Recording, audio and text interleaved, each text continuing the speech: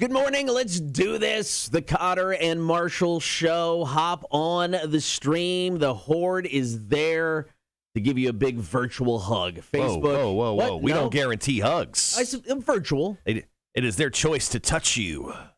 But if you are good looking, there's a good chance. They just can't help themselves. That's why they are the Horde. Yeah, they're a very touchy crowd. All right, Facebook, YouTube, and Twitch. Give us a like, follow, and subscribe while you're hanging out. Of course, always listen to the show. Download the app for free. Get us on your in-home smart speaker. Check us out on the website at rock1061.com. Now, Marshall, I don't regret, or I try not to regret, decisions I make in my life. Mm-hmm. And I don't totally regret hanging out for the entire ZZ Top show last night, but I kind of regret hanging out for the entire ZZ Top show last night. Yeah, I get that when we do a morning show and wake up incredibly early in the morning. I can understand the small amount of regret that you have inside of your tiny body. It was so good, though. They were so good. I mean, it was nothing but the hits. There's like 2 songs I didn't recognize. They paid tribute to Dusty at the end. Tush is a song he actually sung. So as they go into it for the last song, they're like, we recorded this audio, one of his last shows. So they let his audio play for the singing, and they just played. And I thought that was a really, really cool way to end the show. So who's the guy that they have replacing Dusty Hill? Because he looks like just like Dusty Hill. Right. So he's a guitar tech. I don't remember his name. For a second there, I thought, because, we were in the balcony, great seats, right in the middle. But we're far enough away where I'm like, is that a real beard? Is that a fake beard? And I'm like, you're a guitar tech for ZZ Top. It's got to be legit. I can just imagine you're booing up in the top balcony and you're like throwing beers like, you're not him. That beard's fake. Stop trying to be Dusty. Well, his hair, those like visors that have like the Guy Fieri hair? Yeah. That's what his hair looked like. I saw a picture. Elwood Francis, according to our good friend David here on the stream. Yeah, that's his name. He had some crazy looking hair. Yeah, no, he was great. And it was cool because he didn't try to do too much. For a lot of the show, he just kind of stepped back and let Billy do his thing. And then stepped up to the mic when necessary. But he wasn't like, trying to take attention from anything. I think he knew the situation, obviously with the passing of Dusty. But if you were there, it was awesome. So good. So happy. All right, coming up on the show today, we are going to get to the big guy to break down another weekend in the NFL. For the final time, I'm going to get quizzed in the face. Yeah, today's last quiz in the face is another edition of Did You Say That? Because I got some zingers today. I love it. That's I think my favorite quiz we've ever done is this one, so that's great. Cool Guys tournament. We're going to be heading in. The winners of this round make it into the Final Four. So we're getting down to the nitty-gritty. Playing some Are You Smarter Than a Community College Dropout? Your chance to score tickets for Welcome to Rockville, top of the 7 o'clock hour, taking your calls, comments, and text. And we'll kick off the show at the bout last night.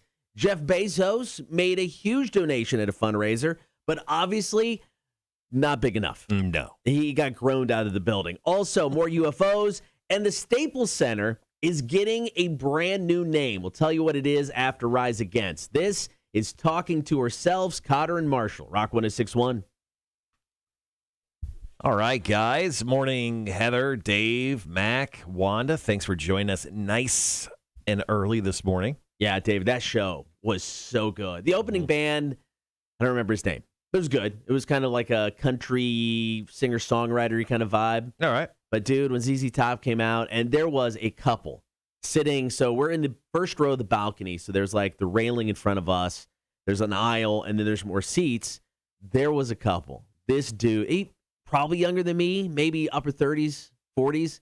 He was having the time of his life. Hell yeah. I'm thinking there might have been ecstasy involved because he's just dancing all around. Yeah. He's just grooving.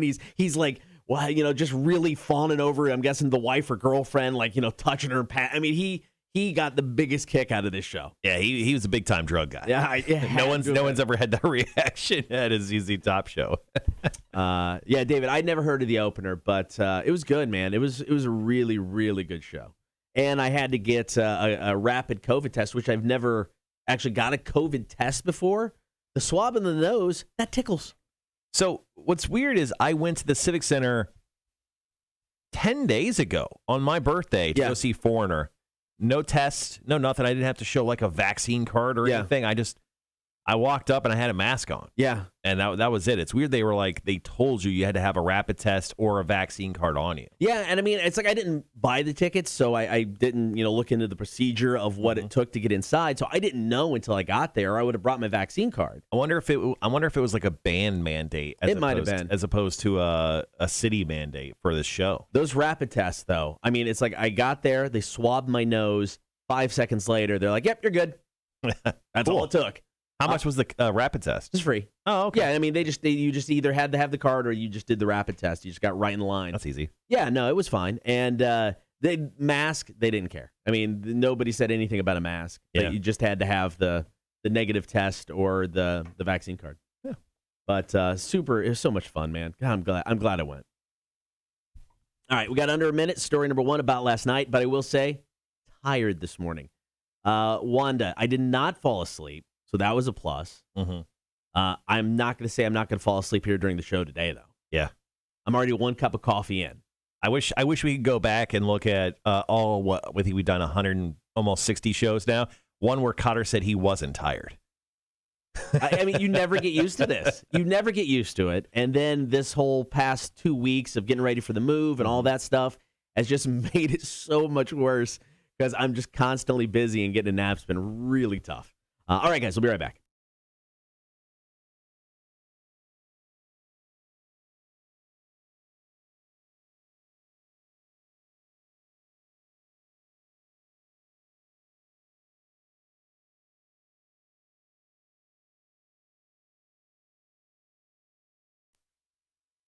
I get naming rights for arenas and stadiums. I mean, it's just an easy way for people to make a boatload of money. Mm-hmm. But it doesn't mean I have to like some of the names they're given. Story about the Staples Center coming up.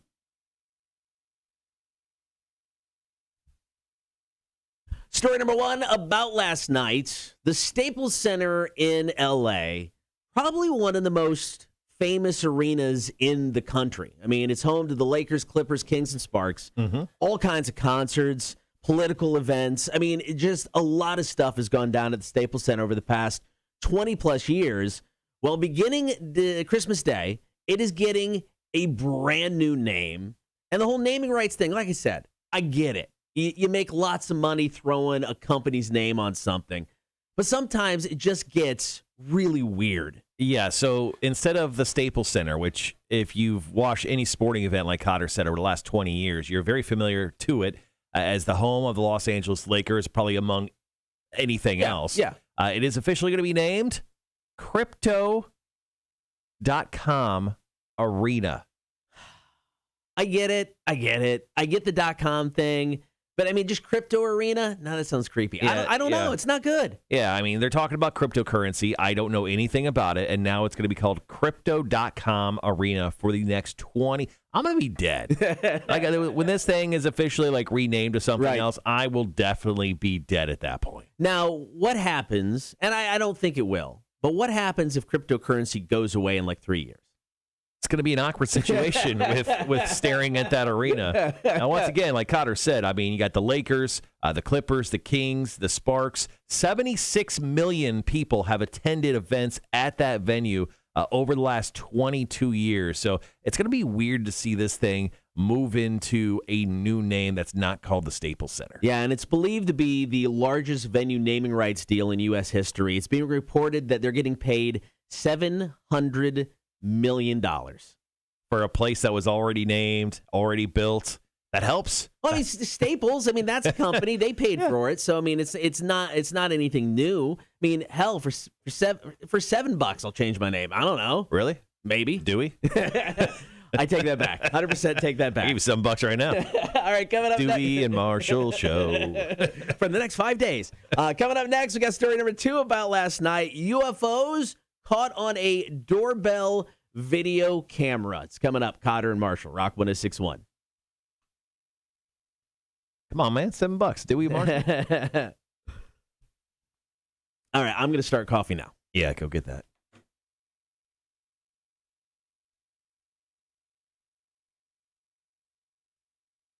Oh, good morning.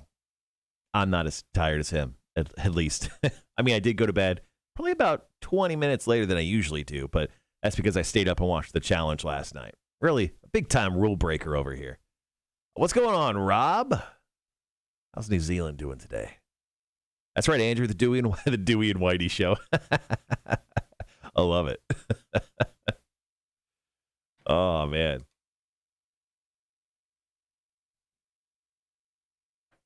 Well, I was yesterday. I started laying in the final plans for our final show. Our final show, once again, is next Wednesday, and I think I put together quite the show. I've got a few more guests to confirm, but our last show, Kotter, is next Wednesday. Yep. I was telling everyone. I'm pretty excited about the show in general. We got lots of stuff to get to. We'll have many guests in studio starting at 7. I felt like it'd be weird if we started inviting people in at 6 o'clock hour. Yeah, I get that. Yeah, 6 o'clock hour is weird enough. So 7 o'clock on, man. It's going to be guest after guest. You got 3, 4, maybe 5 guests per hour. All sorts of people. Yeah. From past DJs here at Rock 106.1 to Mike the Magician, who's a part of the Horde. Yeah, I forgot about Mike coming in. Mike's coming in at 9:30. So it should be pretty entertaining. I love it. Hey, Rob. Oh, Andrew brought up a good idea. The Dewey and Whitey show. Yeah. And tonight, so tonight's the going away party. It's the last Horde meetup with Kotter. So if you guys are in the area starting, Rob, you're probably out on this one. If you're in the area, the Savannah area, starting at 6 p.m., Kotter and I will be over at the Draft Room at Berwick, and we'll do our last Horde meetup. 7 o'clock, we'll play bingo. I'll be your host, and it will be a good fancy time. David will be there until about 8:30 or 9. It's not going to be a late night, guys. Sorry. Last night was late. I can't do back-to-back late nights. Yeah. 8:30, 9 o'clock is probably going to be about the latest. Because I got to get up and come do this and then get ready to go to Disney. Well, more importantly, you have the Jake Thompson lunch. Oh, that's right. Because tomorrow, guys, is also Kotter's birthday. That is true.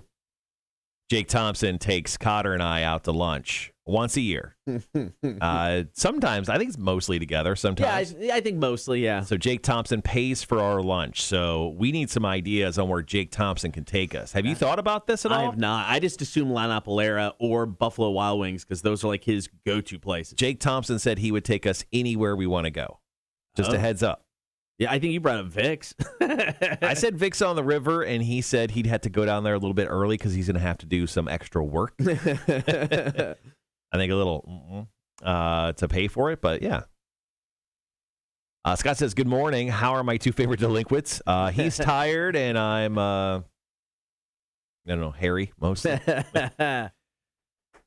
But yeah, Wanda goes good. It ends right around my bedtime tonight. Yeah, but all the details for tonight, the Kotter and Marsh show, Horde meetup, last one with Kotter, tonight, Draft Room at Berwick, 6 p.m. Mac, you said you had your first hand rip yesterday at CrossFit. What's that mean? What is that? She gave a weird emoji. What the hell's a hand? Oh, Christ. I mean, was it like a cut to your hand? I mean, did you rip it open, blood everywhere? Explain. I feel like that should be a lot cool. Whatever's happening here should be a lot cooler.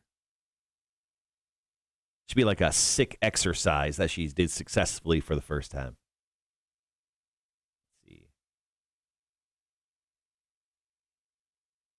Oh, she just said ripped open my hand. Oh, there you go. Oh, Tony says she ripped a blister.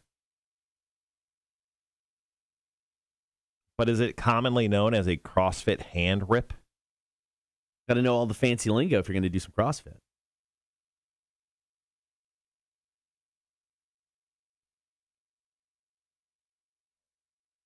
The ultimate guide to treating hand rips for CrossFit athletes. First thing that pops up. There you go. Excuse me. So researchers in Scotland and Finland teamed up to create something called a dog phone. It lets your dog call you. It's a video call. That's pretty amazing. They put a sensor in a dog toy. Anytime it shakes the toy in its mouth, you get a call. How annoying is that after about 5 of them? Yeah. Like if you don't crate your dog, I would rather it be like a touchpad. Like if they put their paw over a certain thing. Yeah. Then they can like sit down and talk to you. My dog would just devour the toy in about 2 seconds. He just chews through everything. Yeah. It wouldn't last. So they tested it out with a 10-year-old lab for 3 months, showed him how to use it, left him alone for a few days, and he called her a handful of times. Yeah. That's cool, I guess. And once again, I don't want my dog calling me during the day. I'd rather call my dog just like check in on him like the security cameras. Yeah, that's one cool thing about we take our dog to Barks, and you can they have cameras set up in the room so you can kind of see how they're doing, how they're playing, if they're humping anybody or not. Right. You want to know if your dog's fucking or not. Yeah.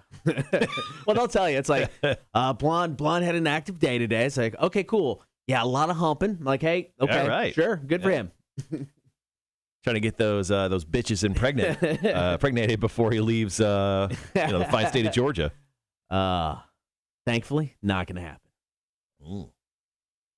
That you know of. Dude's fixed. Well, I mean, you're fixed too, but there's still like a 0.1% chance that. Yeah, but I still have my testicles. One of yours. Do you? Well, I think right? So. Do you? I think so. Yeah. I mean, even if you question it, you're like, maybe not.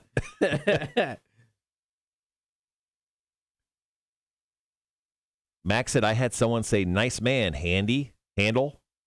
Nice man handle? I don't know what's happening with that. I don't either. I'm going to get my coffee. Oh, man.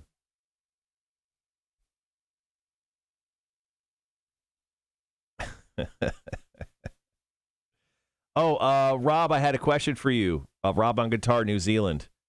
When I talk about always wanting to go to New Zealand, when I never come, can I stay at your house? Can I just stay at your place? Can you ask your wife if that's okay? Be like, yeah, the dude I watch on Twitch or YouTube or whatever, he's gonna come visit us in like a week. Just told him he could stay here. Is that cool? See if she's cool with that. Just dotting the I's, crossing the T's type situation. It'll never happen. But if it does, just so you know, like, I may call you. Hit you up. You remember that time?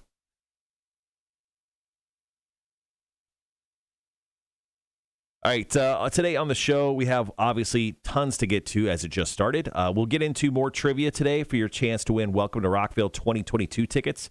Our question of the day is an interesting one. What's one of the worst recommendations or pieces of advice that you've gotten, and what made it so awful? We'll get into that as well. Quiz in the Face. Got another edition of that. We'll talk about the Cool Guy Tournament. The big guy, Frank Sulkowski, calls in for the final time into the show, talking about the NFL as well. Yeah, he'll like that. He doesn't have to get up now just for us. I guess he always wakes up at like 9 o'clock. Anyway. Okay. He's fine. Good. Thank God. Rob said I could stay at his house when I come to New Zealand. He goes, It's all good. Just watch out for the kids. They crazy. Perfect. Bring him some beer. I think it'll be fine. Like a shed or something I stay in, like outside? I don't want those little shits waking me up.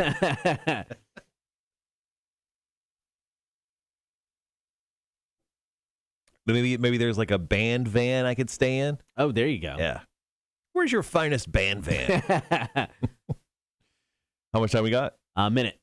All right, so I found this article, Kotter. It's the 200 worst passwords of 2021 that have been revealed, and it's no wonder why so many people are getting hacked. So the number one worst password that people actually use is 123456.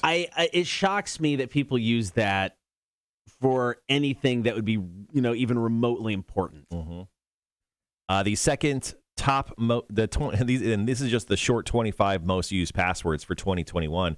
The second most used password is 123456789. People are so stupid. You confuse people. You throw in extra numbers. And number three, just topping out the top three worst passwords to use that are used. Yeah. 12345. They're not even trying. Yep. All right, guys, we got about 10 seconds. Be right back.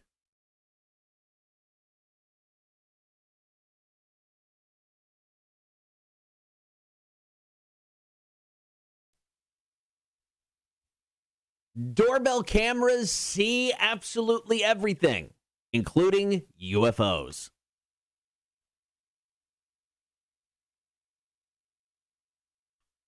Story number 2 about last night. Now, I can watch doorbell camera, fail videos for hours. Oh, yeah. I love the ones where it's like anyone walks outside with their dog on a leash and their dog just bolts and they just fly 20 feet. Oh, they're amazing. They capture everything, all kinds of weird stuff. And now you can add UFOs to that list. Matt Doty of Hertfordshire, England. Nailed it. Recently saw or shared a video he captured, and they showed triangular-shaped UFOs flying around his house. It looked like a fidget spinner.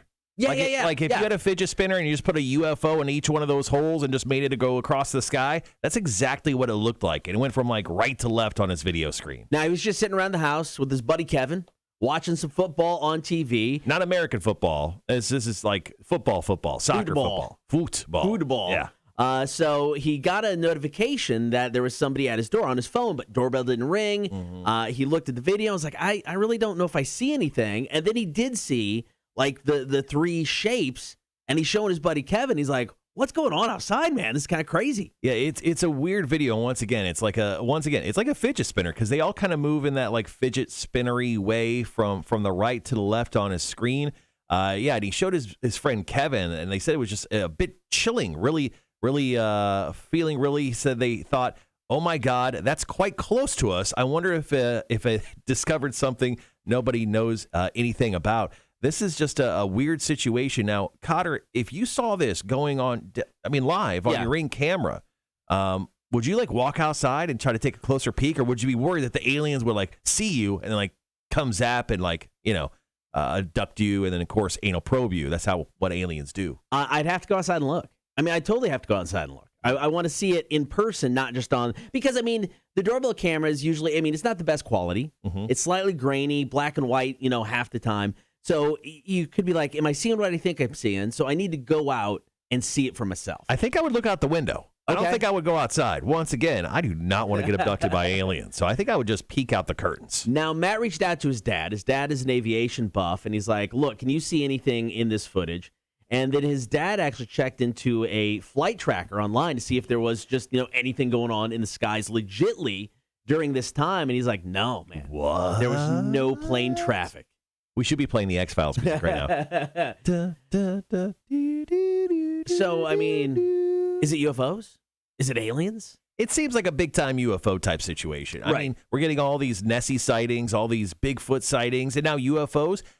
At some point, I think we're going to get the trifecta all within like 16 months of one another, and our minds are going to be blown. All right, we got one more story to go for About Last Night, all about Jeff Bezos. Now, even though he made a hefty donation to a charity, the crowd at this function, not a fan of the donation. Thought it should have been bigger. We'll tell you what that is after Godsmack. This is Bulletproof. Kotter and Marshall, Rock 106.1. Charles says, Tony knows about treating those palm blisters, Mac. Tony said, my pimp hand is soft. Am I strong enough to smack the crap out of anyone? Charles chimes in with, moisturizing is key. That's funny. Never stop being you guys. Wanda, they got the appraisal done yesterday. Good to go on that end. That's awesome. And here's how our luck goes. The AC at this house stopped working yesterday. No. Hope it's either low on Freon or the compressor is shot. Compressor is still under warranty. Okay, well, that's good. So wait, you could still technically make the buyers like replace the AC, right? If it's out? Yeah, I think if it is, well. She doesn't own it yet. That's a good question, because if it's found during the inspection, obviously you can go through it. But I would think you could. I think you can go back and be like, hey, this just took a crap on us. Because we had our home inspection yesterday. So it was supposed to show up at 11:15. Mm-hmm. So I get home, grab the dog. I get out of the house around 11, and there's this car that literally just has home inspector, plastered across it, right. Slow roll in the house, and I'm like, I get out of my car and I get to my car and they just drive past and I see them do a big loop around the whole neighborhood. And I'm starting to back out and they're like just sitting there waiting. I'm like, what's up, guys? How's it going? Yep. They don't want to talk to you. They did not want to talk to me. So I hope it went well. Oh, no, this is our house. Oh, yeah, that sucks. Oh, yeah. If you don't have a AC or heating guy, Wanda, let me know. My dudes over at, what's their name? I haven't had to use them in such a long time because they fixed me up so well. I can't remember their damn names. So the guy that came and looked at our AC earlier this year, Brad from Capital A, it's like his brother-in-law. Oh. Super cool guy. Saved us a crap ton of money. Air mechanics. They're out of Rincon. Okay. All right, we got about 40 seconds. Story number 3. Rob, thanks for dropping in your worst advice. Appreciate that. Once again, our question of the day, guys, is what's one of the worst recommendations or pieces of advice that you've gotten and what made it so awful? Feel free to drop in your worst advice into the chat. If not, you can call us. We'll, talk about that here in like 20 minutes. All right, guys, be right back.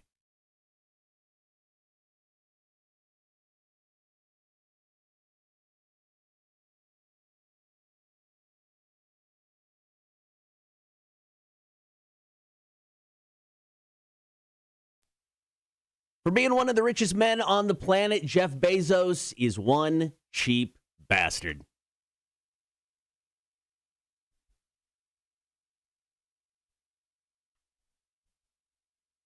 Story number 3 about last night. Jeff Bezos was at a fundraiser on Saturday for a nonprofit group called Baby to Baby. They provide kids living in poverty across the country with items like diapers and clothing. Well, he made a donation. And I mean, it was a hefty donation, but someone previous had donated $1 million. And Jeff Bezos comes in with $500,000.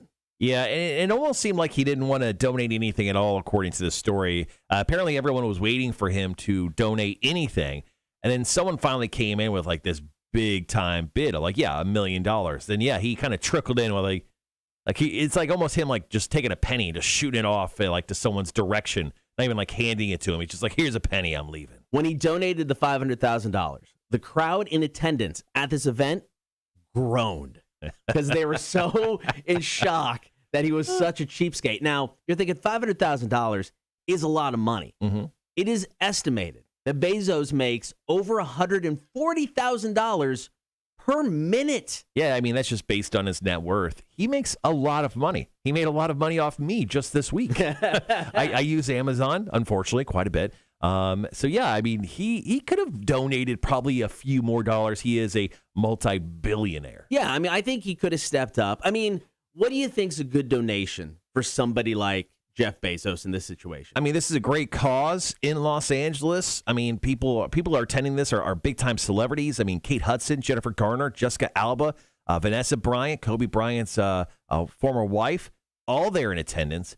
I think you drop something to the effect of like $10 million. Right. Yeah, you just drop in the $10 million bill on the table, the singular bill. Everyone's, ooh, like you at least do that. I mean, he seems like a one-upper to me. Him and Musk, one-upping each other with the space stuff. You think this would be a great opportunity to be like, oh, $1 million? Let me raise you $10 million. I mean, he dropped the ball. Yeah, he had an opportunity to be here to not be the supervillain Lex Luthor that we think he is, but the truth of the matter is he's still that guy. He is totally that guy. All right, coming up next, details on how you can score tickets for Saliva when they come to town. They are playing Victory North Savannah in December. All you need is one badass beard. Speaking of beards, went to the Rail pre-ZZ Top last night. Yeah. Adam Gazda showed up. Okay. Banana beard. Banana beard dude. The official beard of Savannah, and he was dressed up as Billy Gibbons. He had like Billy's got that green hat that's got the little dealy bobs on it that he wears all the time. He was wearing that. So he came right in. I was like, oh, man. So he asked about the badass beard contest. Like, post a picture, man. Post a picture. Get him in. Wanda says, don't recommend your handyman because he straight up ignored us after we met. That's so weird. So, my buddy, well, I wouldn't say my buddy, the handyman I've used, Ryan, twice, he's come to help me, no issues. I mean, he needed like a week lead time, but that's so weird that like he's ignored you, he's ignored Wanda. Yeah. That's crazy. I don't know. Maybe something's going on with him. Well, I mean, he does own he owns his own business now. So he's no longer just a handyman. He owns a business, and he says he's uber busy. So, because I reached out a while ago about a couple things, and he hit me up and say I'll try to get to him. Well, I reached out to him again because we've got like a cat. I don't know. It's a hole in our wall on the upstairs. Cat door. Yeah, cat door. And it's for the cats to get through. And we made it ourselves. And that was one thing the people who are buying the house wanted, fixed. Mm-hmm. So we're like, all right, let's look into getting somebody to do it professionally. It's expensive, dumb expensive. So I reached back out to him. I'm like, hey, man, can you please help me out with this? I've got a couple weeks, need to get this done. He did get back to me. And he's like, yeah, I'll try to get there as soon as I can. I shot him a picture and a few things, and once again, haven't heard from him since. Mm-hmm. So. Charles got an air guy. He said, call Air Therm. We use them a lot for business, also my house. Nice. Wanda says, we sent messages. He read them and didn't answer. Yeah, I don't know. I mean, I think he's busy. I mean, he did come in and said that he started his own company, and yeah. I do think he's busy. I used him twice. I used him for 2 different projects. Super nice guy, incredibly cheap. Maybe 2 or 3, and he always got back to me. I mean, I think each time he's like, "Hey man, I just need a week unless this is urgent." I'm like, "Nope, take a week. We'll see you later." Scott says there's a wicked wreck on Durand just past Montgomery, heading out towards Veterans Parkway. Ugh. Yeah, that's not good. There was a major wreck there on Saturday, which Jake and Mac were going out to the Chris Jansen show, right, over a Hunter Army airfield, and there was like this crazy wreck that got them stuck like 30 minutes over there. Ugh. I'm going to check the heat. Yeah, it's a little warm in here. It's warm. Knock it down to at least 69 or lower. Oh, yeah. Well, tomorrow I'm excited, guys. I mean, for Beer for Breakfast, we have the freaking mayor coming in. Very excited for that. That'll be at 9 o'clock tomorrow. And obviously tonight, the last Horde meetup with Kotter. We have so much going on. Kind of ridiculous.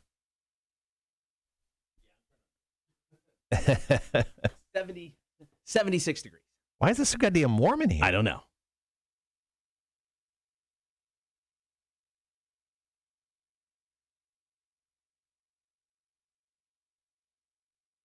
Oh, Charles, yeah, I hear you, man. Yeah, he was oddly cheap. I don't know what was going on. Maybe he was just searching. I think it was like I used him more like in the pandemic where maybe he wasn't getting a ton of work. Yeah, probably. So I don't know. Maybe he was just being that way. And yes, Rob, 69 is the magic number.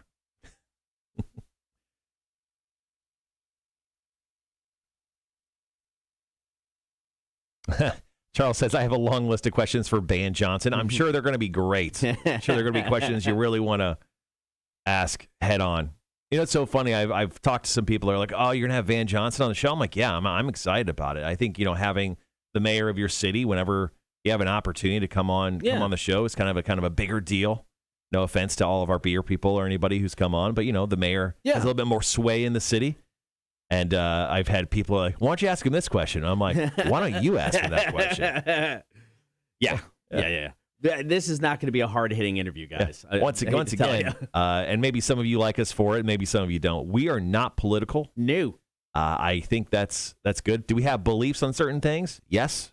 Are we going to fucking talk to you about them? No. Do you give a shit about that? No. You'd rather hear us make dick and fart jokes. And honestly, that's what I'm here for. So, yeah. Well, I mean, we'll ask about St. Patrick's Day. Because, we got to see if that's happening. Yeah, well, don't worry. We'll boo him out of the room if he says no to anything associated with that. Boo. What if we just stopped the interview and just booed him? And he just sat there. And it was like, it was so long, he just got up and left. Boo. Get out of here. Get. Wanda goes, I just want to know why the sanitation department is such a shit show. I got a feeling it's not like he created that problem. A lot of people walk into issues, whether they be mayors or presidents or governors. They're like, why haven't you fixed this? They're like, I don't know. I didn't really create that problem. I'm trying to get everything else kind of going first. Wanda says we had bulk sit out for a month and had to call twice before they picked it up. Plus, they leave trash cans in the road. Oh. I live obviously outside of the city, so we have county coming in picking up our bulk. But I've heard a lot of people inside Savannah with that issue, where it came to the bulk pickup, is just a disaster. Really? Yeah. Mine's always been pretty good. I'm not gonna lie. Yeah, I mean we're county, so yeah.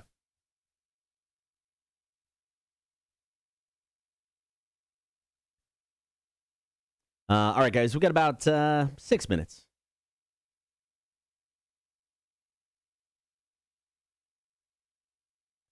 I was talking about those 200 worst passwords. I'm just looking at 4 and 5, and they piss me off as well. Number 4 is QWERTY.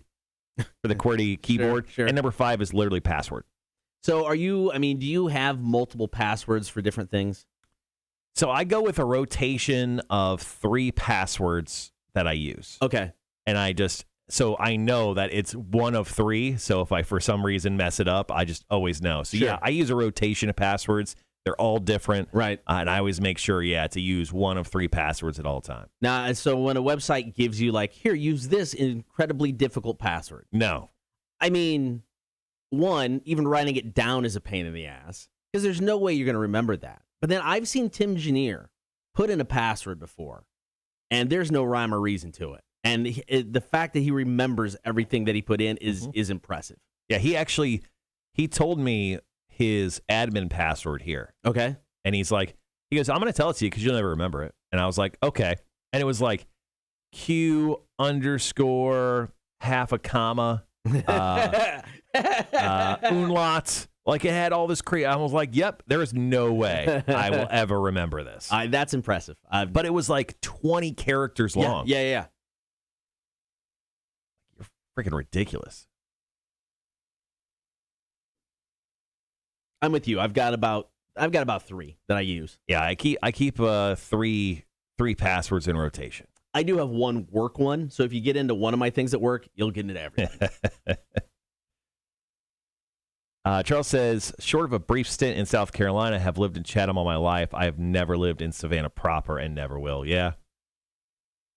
I don't know. I live in the Georgetown area, man. It seems cool. Like, when it comes to like pickups and garbage and everything, I don't know. I've never really had any issues. Yeah, I don't think, because I lived in Wilmington and now out off of Berwick, so I've never actually lived in Savannah. I actually, last 2 days, I've mowed my front and backyard, hopefully for the last time for at least a few months. So clap it up for me. Clap it up for me. Okay, at home, you can clap it up for me. It's fine. Wanda, you mentioned, I think, something about chili, and did you make the Meat Church Texas chili last night? How was it? Is it delicious? Because honestly, I'm thinking about making it this weekend. You did. How fuckable is it? Would you stick your dick in it?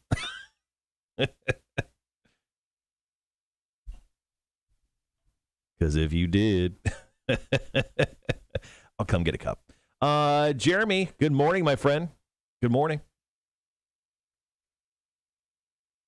She says, just enough heat to not make you regret it. Did you get the Meat Church sauce? Didn't they say to use their own spice pack? Yeah, their Meat Church Texas chili seasoning. I'm guessing you probably just substitute that for something.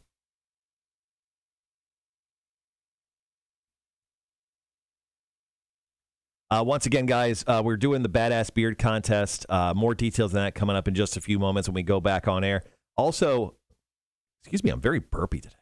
Our call-in, our question of the day, our call-in is, what's one of the worst recommendations or pieces of advice that you've gotten and what made it so awful? Feel free to share your stories with us on the chat, or you can call us up, 1-800-394-1061. Also text us that same number. Tony says, are we doing gifts for Kotter tonight or tomorrow for his birthday on the stream? No gifts. Absolutely tonight. Please don't listen to Kotter. No gifts. No, we're giving them tonight. Tonight. I don't want gifts. No. You want these gifts. You want these gifts. Stop saying that. I'm bringing you a gift tonight. That's fine. Oh, okay. Okay, so I can bring you a gift, but other people can't? Well, I knew you were getting me. I knew you were getting me gift one. Racism is happening right now, I knew Kotter. you were getting me one for the past year because you're like, I got your gift. I did. I bought your gift a year ago. Yeah, so and I it's knew really fucking good. I knew you were getting me one. I just nobody else needs to spend money on it. People should spend the money on you. Maybe it's a cowboy hat. Maybe it's a belt buckle. Maybe it's a pair of cowboy boots. These are things you need moving to Texas. Yes, it is. Maybe it's a giant, like, Crisco size can of lube. Also something you need. Rob says it's already the 19th here, so start the festivities. I like it. All right, we got 1 minute to go. But Tony, absolutely. And everyone, please feel free to bring gifts for Kotter tonight, starting at 6 o'clock. You do not need to do that. Yeah. Well, I mean, you don't have to do it, but please bring gifts. Just so you know, Kotter can't get wasted tonight, though, because I still have to do another show with him this week. Yeah. Sorry, guys. So don't think you're coming in to just get Kotter wasted. Because that affects me. Like, if it didn't affect me, I'd be totally cool with it, and I would actually probably partake in the festivities, but we both have to wake up super early, so not that. But any other sort of gift. Trying to get rid of stuff? No. Before we move? No, not acquire new stuff? Fine. You know what? How about this? If it could fit in the wheel well of your vehicle, or where you keep the spare tire, which you weren't going to pack anything there anyway. No, my spare tire's there. Yeah. Well, do you even know if you have a spare tire? Yeah. Ooh. You know what? I don't. I didn't look. There's probably nothing there. All right, guys, we'll be right back.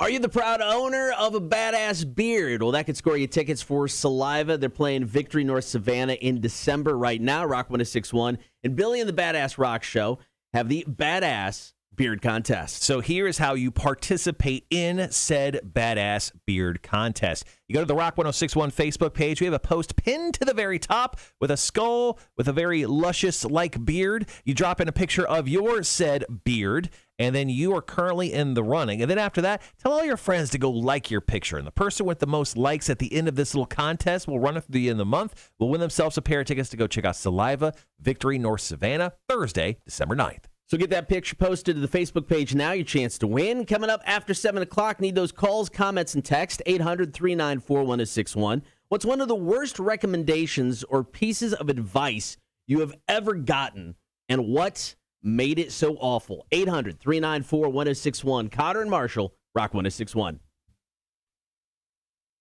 Rob says, since I can't give you a beer or 9, I'll have them on your behalf. You're welcome. Yes.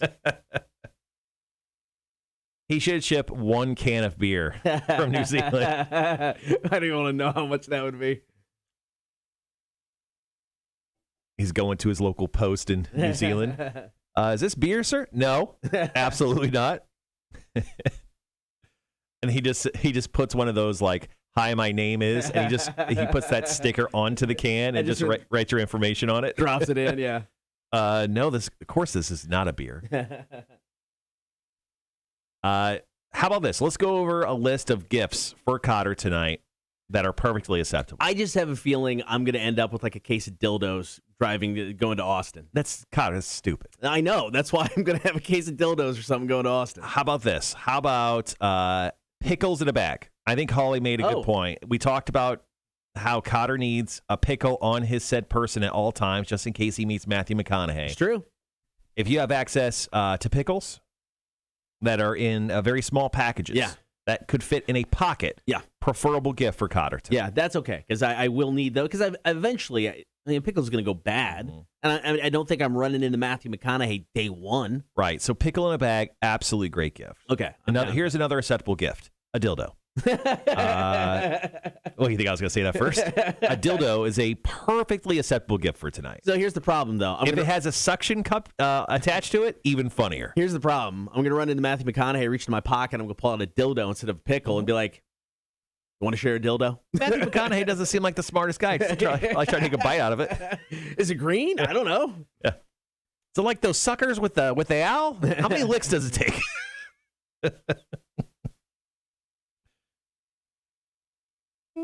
Also, we have, let's see. Oh, look at that. Oh, have you talked to the big guy today? I sent him the stuff last night. Okay. So I did remember to do that. And he gave me the thumbs up. Oh, good. I have not asked the big guy to join us in studio yet, but I plan on doing it today. I was going to have him as one of our last guests. I think that'd be cool. Should we make him do a Torture Tuesday or pay off a bet that he never paid off, for years? No. You're getting that tattoo on the bottom of your foot. Let's just say, no, let's do this. So let's, when he comes in, let's just say he comes in next Wednesday. Right. When he comes in, we're like, "Hey, you want a bottle of water?" And he'll be like, "Yeah." What we'll do is we'll drop in a whole thing of Visine in it, so he shits all day. Yeah. Got you good, fucker. This is for never paying off a bet. I shouldn't say that. He paid off one. Yeah. We got to douse him in Gatorade. Yeah. One time. Yeah. He owes us a foot tattoo. What else does he owe us? He was supposed to go on stage during St. Patrick's Day. Oh, yeah? And we proclaim our greatness, which he never did. Oh, nipple warmers is another acceptable gift, according to Holly. Hand knitted only, please. Wow. He chafes, so make sure they're from they're wool based. Is there such thing as nipple warmers? There is. Nipple warmers for winter, for breastfeeding, and for pregnancy. There you go. Should I look this up on the company? Yep, sure. Too late. Okay, these are interesting. Nipple warmers are very interesting. Not what I thought they looked like. They just don't look like big coasters? No, they're a little different. These are $20, and these are the Freedom Mom Instant Heat Reusable Breast Warmers. Oh. Yeah. Although I think they cover the whole breast, though. All right. Interesting. Never knew. Things you learn, guys. Stripper pasties. Essentially, that's the same thing. Wanda says, I'm sure they have dick warmers. All right. So, yeah, if you can find nipple or dick warmers, also acceptable gifts, we're taking also dildos and pickles. No. None of those, please. No, those are the 4 items we'll be accepting currently for gifts for Kotter tonight. I think those are great, dude. I would be happy if someone liked me enough from what I did, in this public forum that we're on, and they just brought me one of those gifts. Yeah. It would be nice. Maybe you could sell them on Facebook if you don't like it. But you got to do it in Texas. You can't sell it here. That's just rude to the person who gave it to you. It's true. Yeah. All right, we got plenty of time. We got several songs coming up before we get into the call, comment, and text. Well, let's see if we can garner some content from you all. Once again, our question of the day is, what's one of the worst recommendations or pieces of advice that you've gotten, and what made it so awful? Feel free to drop in your stories to us on the chat. You can also call us up, 1-800-394-1061. Also, text us at that same exact number. Speaking of, I'm going to warm up the text line here. The pull start. It's kind of like a lawnmower. Old school.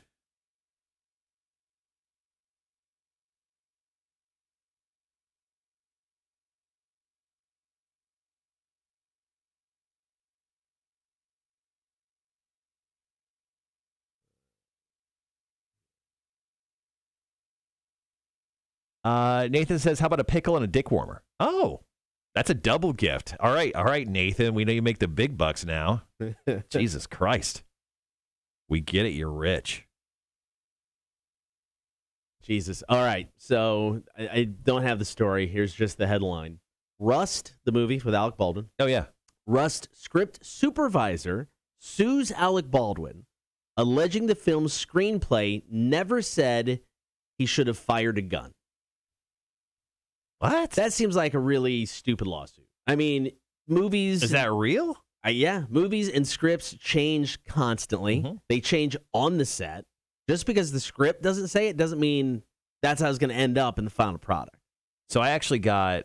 I saw a story just last night where on Spider-Man 3, the new one that's coming out in December... Right. That they were rewriting the script on set nearly every day. Yeah.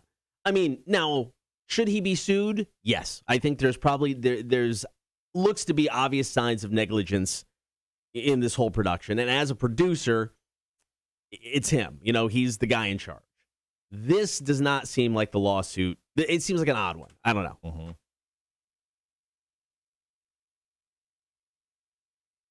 you think they'll go back and finish up that film? I don't think they do. I don't. I'd be shocked if they went back. That's one of those films where I think in like 20 years, they're going to someone else is going to go and film it and be like, from the doomed tale 20 years ago, Rust finally makes its way to theaters. Yeah, it wouldn't shock me.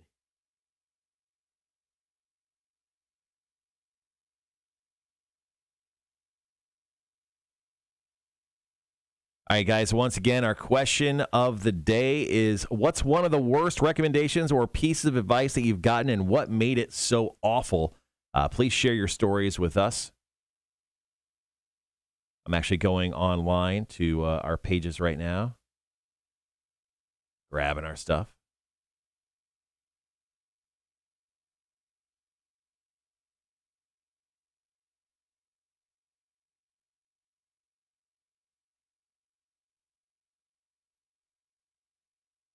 All right. Yeah, we've got about 10 minutes still. So Damn. Did we just fly through that first hour, or we got like a Tool song starting off the 7 o'clock hour?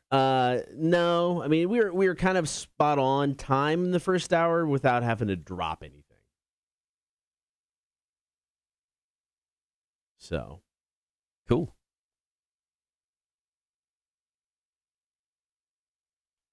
All right. I think we have enough to work our way through the 2 breaks, at least on this one. I don't have a ton of content. I've got. I was gonna say there was only 2 on the Facebook page, right?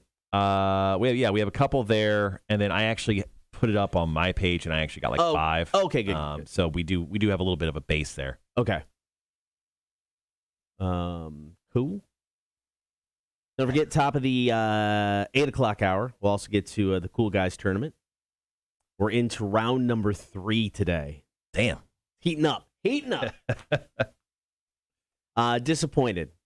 We did not get the 100% victory I was hoping for. Oh, really? One lone person ruined it for us. They did it to mess with you, man. It was Kevin from Coastal. Kevin!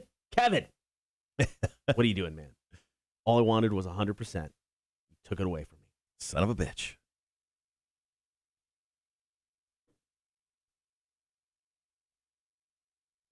Sorry, I'm doing like 20 things over here. No, I swear I'm not just slacking off. It's all good, man. All good.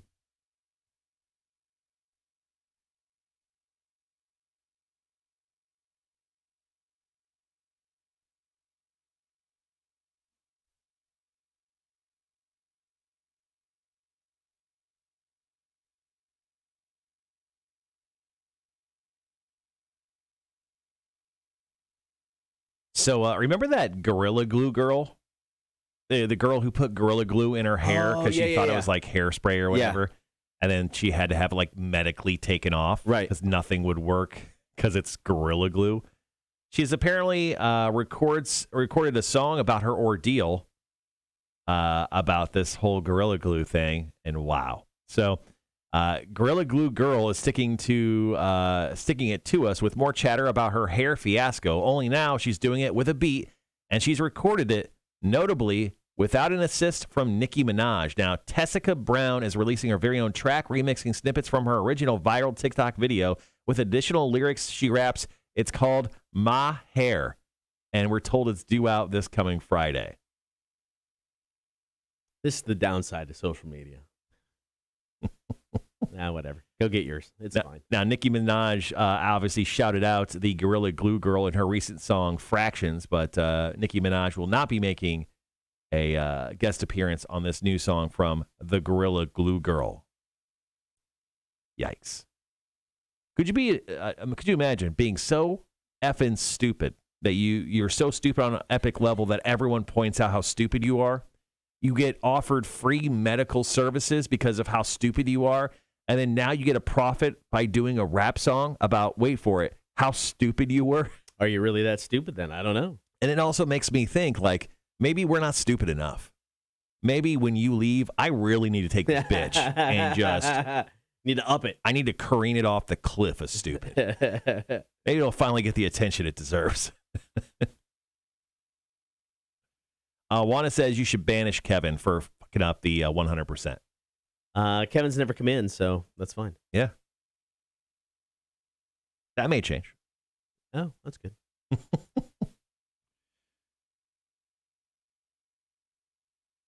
So Ghostbusters Afterlife, which comes out, I guess, technically tonight. Yeah. It's appearing on Rotten Tomatoes with the score.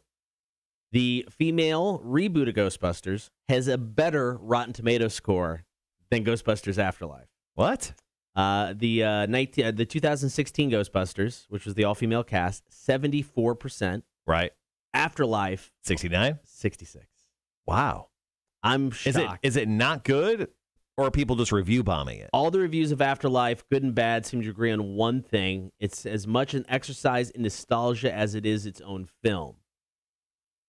I heard a lot of people saying that this new Ghostbusters film is kind of like Star Wars: The Force Awakens, where it's kind of the same film, but it's just like all the nostalgia from the previous films. I'm okay with that with this movie. I'm okay. I mean, I was okay with that with the first Star Wars movie. Well, I was kind of surprised about Ghostbusters. My wife looked at me this weekend. She's like, well, let's go to the movie theater and watch Ghostbusters this weekend. I'm like, my wife wants to go see a movie with me that I don't make her go see. And she's like, yeah, it'd be cool. It'd be fine. I'm like, wow, I think my wife's kind of a Ghostbusters fan, like low key. Right. She's never kind of pointed it out to me before. I was stunned. I'm going to go see this in the movie theater. I don't know when, but I will go see it in the movie theater.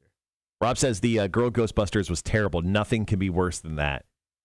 Honestly, I watched the girl Ghostbusters film, whatever year that came out, 4 years ago. Yeah.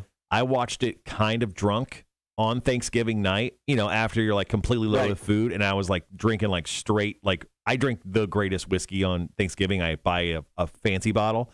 I was kind of drunk. I thought it was funny, but I can imagine sober how it would probably be terrible.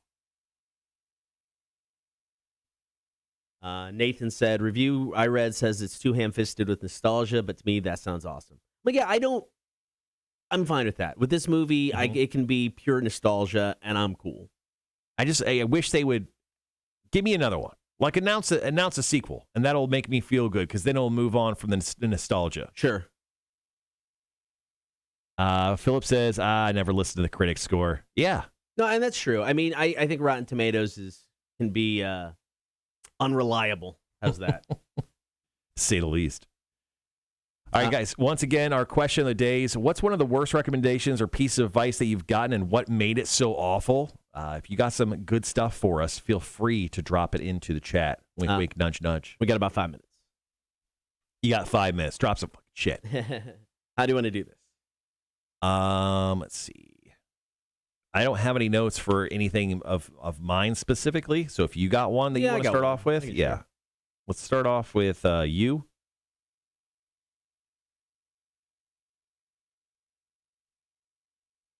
I can go into Nathan's advice, and then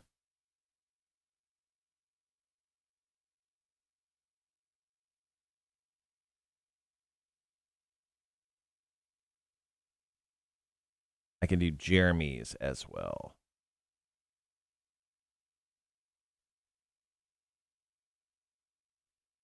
So why don't you go you, and then I'll bring up two, and then we'll go to break. Okay.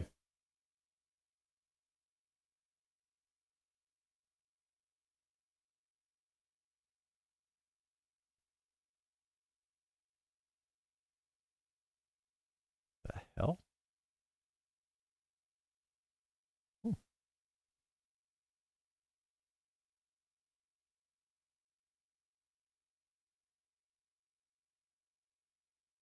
It is still hot in here. It's a little warm. It's a little warm in here.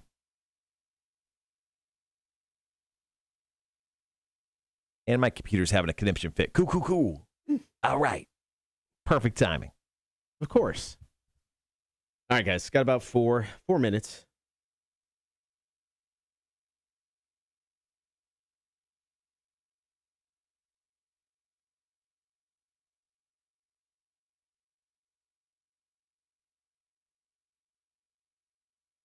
Netflix is working on a new TV show about the last Blockbuster video store.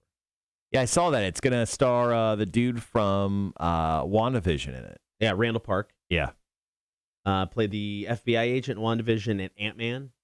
It's going to be a 10-episode series. It'll be about, quote, what it takes and who it takes for a small business to survive against the odds.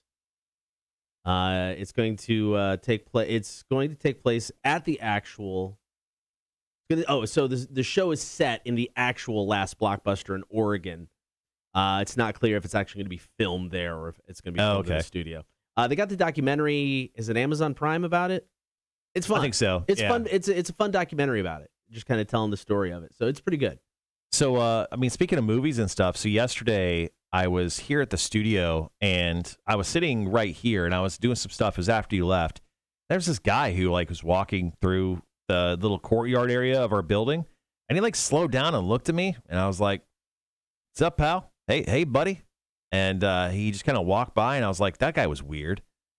So I got up and I went to go outside because I was grabbing something out of my car. Right. This guy stops me and he goes, "Hey, is this the radio station?" I'm like, "Sure is. What's going on?" He goes, "I'm a location scout for a movie, and I'm looking for a radio station that's going to be in it." Oh. And I can't say the movie franchise. I'll tell you off the air, but it's a movie franchise that is very well known. Really? Very well known that they're going to be filming here in Savannah in the next 3 months. Oh, that's cool. And it is guys, it is really cool if this happens because they're possibly looking at filming in our new space upstairs. Okay. Did you take him up there to it? Or? Yeah. Okay. Yeah. So that's cool.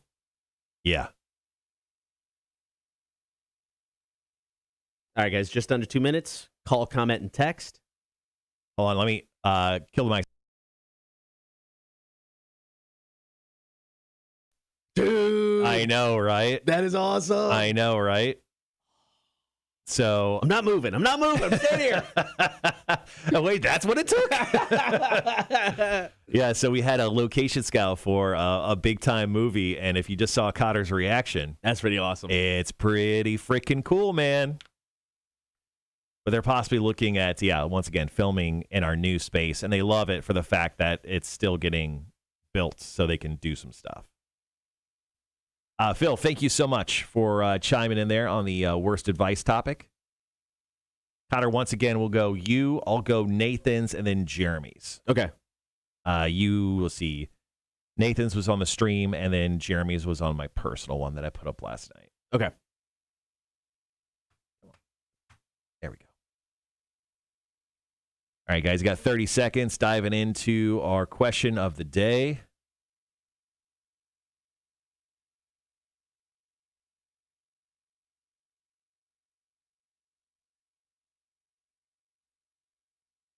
All right, guys, we'll be right back.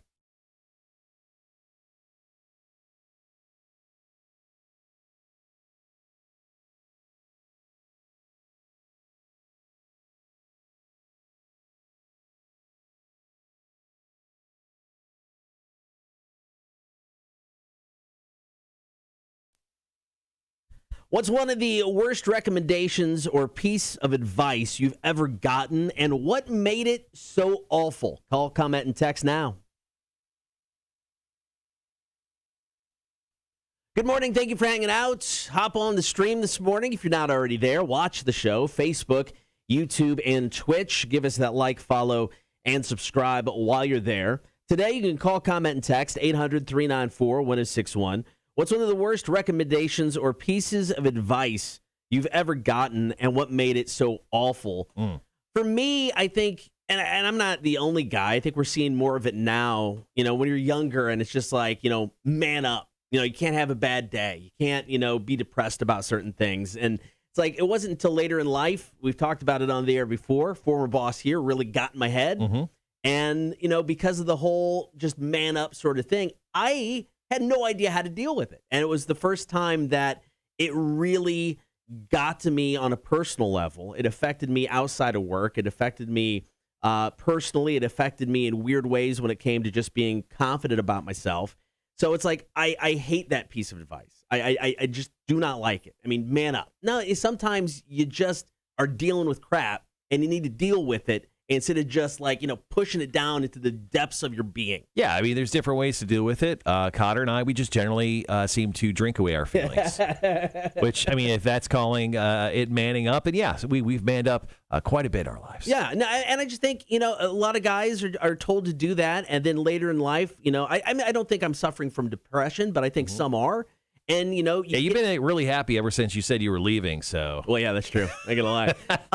But, I mean, I think some guys are, and you just don't know how to deal with it because you weren't allowed to deal with it. And you're just told to, like, suck it up. And I just think that is some of the absolute most utter garbage advice you can give anybody, and I hate it. Well, once again, our question of the day is, what's one of the worst recommendations or piece of advice that you've ever gotten, and what made it so awful? Now, Nathan chimed in on the stream, and I think once you hear this advice, it's going to sound pretty good. Okay. He goes, here's some bad advice that I got. He goes, bad advice, streak through a New Year's Eve party. Even worse advice, do it a second time. What? What? Now, is he talking like where he streaked it once and then he like got lost somewhere and then actually came back? I mean, did he just do it at 2 different points of the night where he's like Nathan, come on, don't streak again. Will you please don't streak again? And you're like, I'm not going to. And he goes to the bathroom and he's completely naked. Then he streaks it again. He's like, really, Nathan? What? 2 times? It's very cold out here. I don't care. I like the thought of him, it's like he's in the house and he's running through and he gets into the room and has no way out and he has to go back. Right. To me, and it's just like a streak of shame because, he's got to do it again. He's not even running at that point. Now, actually, let's get into the definition of streaking. Now, usually streaking is running, correct? Yeah. What if you're just naked, just walking? Pervert. But streaking somehow allowed because we're like, oh, he's getting exercise. Well, I mean, streaking, they're just being funny. Mm-hmm. It's like, oh, look at that guy's naked running across whatever. That's funny. What if they're just doing the Conor McGregor walk? The little shake, like shaking, But if they got some dangle to them, it's really going all over the place. A helicopter type situation. I think that's allowed, just because the visual of that would be kind of funny. It would be very, very interesting. How about this one coming from our Facebook page? This one comes from Jeremy Haveman. He goes, bad advice. He goes, my pool needs some work. Can you fix it for half the cost that you normally charge? Came from a guy with the first name John, last name Marshall. Okay.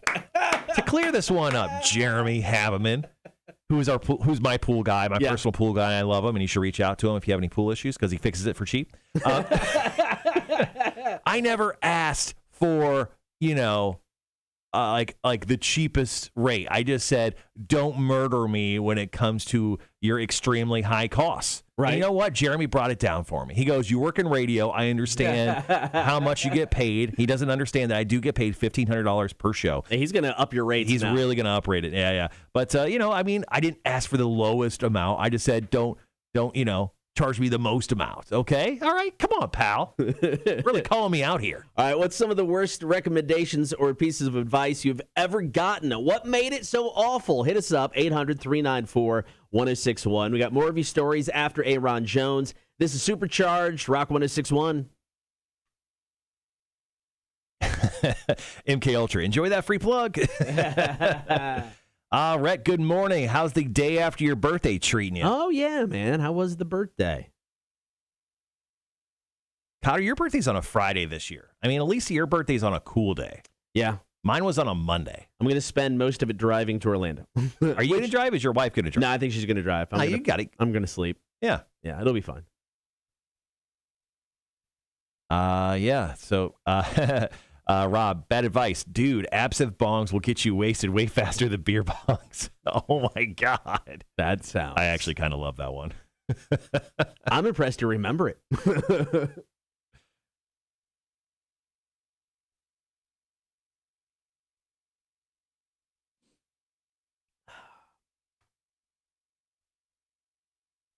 All right, so this next break, I've got a good one from Phil that I can use. Okay.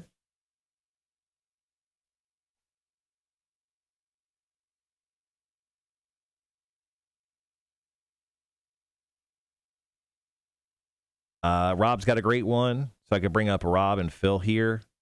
Trying to think if I have any.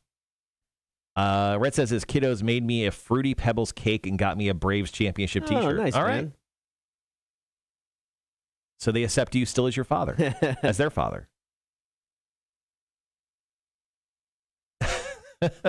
Rob says, I only remember that absinthe part because I didn't make it to the party.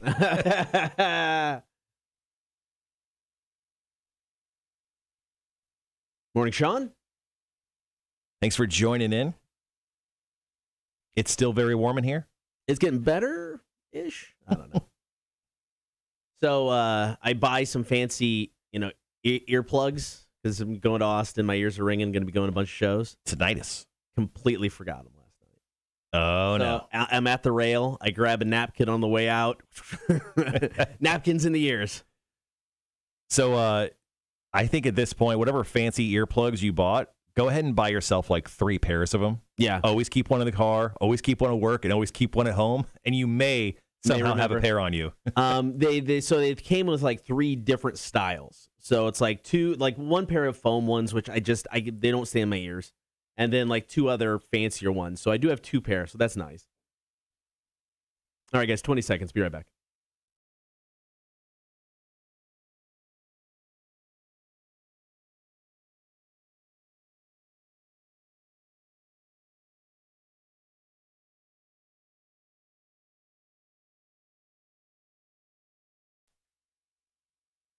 What's some of the worst recommendations or pieces of advice you have ever gotten, and what made them so bad?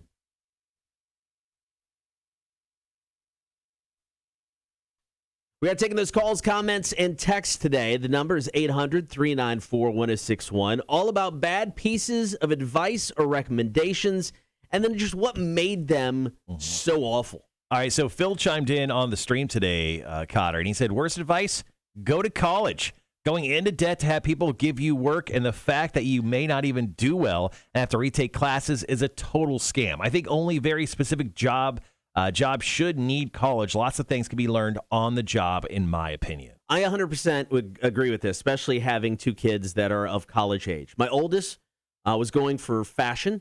You know, it's one of those things, can you learn on the job? Can you teach yourself? Probably. You know, it's like we both went for radio, and I mean, college got me my foot in the door for radio. Right. Once I got a gig, I stopped going. I don't, you know, we don't have college degrees. So it's the oldest went, and they're like, all right, this is good. It fits you fits, it makes sense. But after 2 years, realized it's not for him. You know, it's just not what he needs to be doing school-wise. So yeah, you're just wasting money. You're wasting time. So I joke about it. He's taken a gap forever, but I'm completely fine with that. Yeah. You know, and the youngest is wanting to be an architect. So you got to go to school for that. So cool. And she's killing it and doing a great job. Yeah, it's one of those things where it really depends on the person. Like, there's something obviously wrong with me. If you've listened to this show at all, the Kotter and Marshall, there's something very distinctly wrong with me on a lot of levels. I just don't have the mentality it takes to sit in a classroom for hours upon hours on years on top of years and sit down and learn something that has nothing to do with what I want to do. Like, that's the other thing. Yeah, like when I was in speech class in community college, I loved it because I got to talk and be an idiot, right? But when I was in math class, I hated it because numbers confuse me. Yeah. They really do. Once again, I make $1,500 per show, jokes on my college professor. But those things, I had no interest in them, so I didn't even pay attention. Yes, I was paying my own money. My parents didn't give me any cash to go to college. They just told me, they're like, hey, you need to go to college if you want to live here. And I'm like, well, I guess I'm going to college then. I didn't want to. And I had no inclination to really go to college at all. But yeah, it did help me get in the door at radio, which I've been working in for 20 years now. Yeah, I mean, it's like, and I agree with you. It's like having to take like the general ed classes, you know, of math, of English and all that stuff that has nothing to do with, you know, maybe your career. If it does, awesome. But I mean, all that does is cost more money, potentially bring down your GPA. I suck at math, so it's just all it's doing is hurting my grade point average, having to take a class that legitly has nothing to do with my, field of choice. Yeah, and I don't know why I always got high on the days that I would go to math class. And even high, I still didn't get it. Like maybe once again, like the hangover meme of Zach Galifianakis with all the numbers and everything. I thought maybe if I got high, I would just learn math better. Turns out that's not true. So what's some of your worst recommendations or pieces of advice you have ever received? All right, you got one here from our buddy Rob. He's down in New Zealand, who actually streams our show each and every day. Rob, thank you so much. Once again, you can stream us on Facebook, YouTube, and Twitch. Just search the Kotter and Marshall Show, at least for the next week or so. So Rob says, worst advice, while being a noob in the Army, I got told to take on the biggest guy during hand-to-hand combat, and no one would pick on you. Turned out, it was the instructor, and he whooped me good. Oh no! It's like when you go to prison first day, smack the biggest guy across the face. No, don't do that. How well do you think you'd do in prison? Oh, I would be somebody's bitch in about 30 seconds. Like you know how they pull the pocket inside out, and you're just would you be the guy just holding on to it? Hanging on for dear life. Is this a roller coaster at Six Flags? Nope. He's just a bitch. All right, what's some of the worst recommendations or advice you've ever gotten? What made it so bad? You can still hit us up. Call, comment, and text. 800-394-1061. It is the Kotter and Marshall Show. Good morning. What's your name? Bitch. It's bitch. That is fantastic. Something we didn't get to yesterday that we could probably do right now while we have a second is we forgot to get to top fives yesterday. Oh, crap. Yeah. We didn't have that meeting, yeah. Yeah, we didn't have a manager's meeting yesterday. They canceled it because our boss had another meeting stacked upon meetings. So if you have a top five things that you're working on this week, feel free to drop them into the chat today and go ahead and drop those in. We'll go over them together. Hold on. I'll actually share my top five because I emailed it to someone. What do we want to do for this next break? Why don't we talk Welcome to Rockville, because we're still kind of fresh off of that. Okay. And then talk and lead that into trivia. Sure. Rob said that whole instructor deal, he goes, that was the first time I'd ever gotten knocked out as well. The dude slept me good. We became good mates.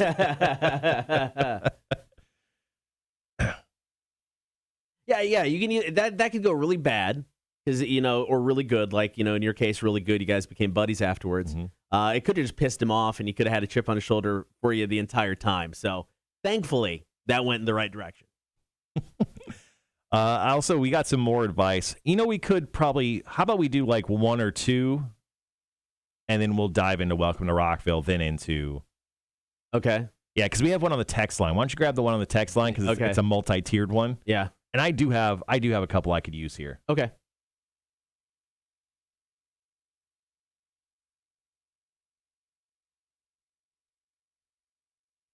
So I have Jeff's something we have not brought up.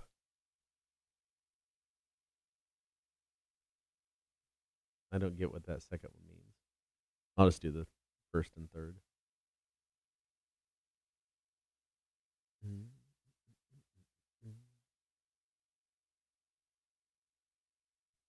I've got two really quick ones we can do here that I got from the Facebook page. Okay.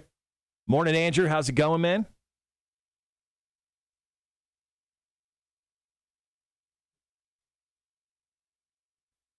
All right, guys, so we're going to dive into Welcome to Rockville trivia here in just a few minutes. Once again, if you want to play for 4-day passes for Welcome to Rockville 2022, you're going to have your opportunity to win those from us. All you have to do is tie or beat us in trivia today. I highly recommend you take Kotter on because I have a trivia game. Oh, yeah. I'm just so excited about the first question. I really couldn't give the shit about the rest of it. I just love the first question so much. I can't wait to ask it. It's that good. Okay. It's that good, Kotter.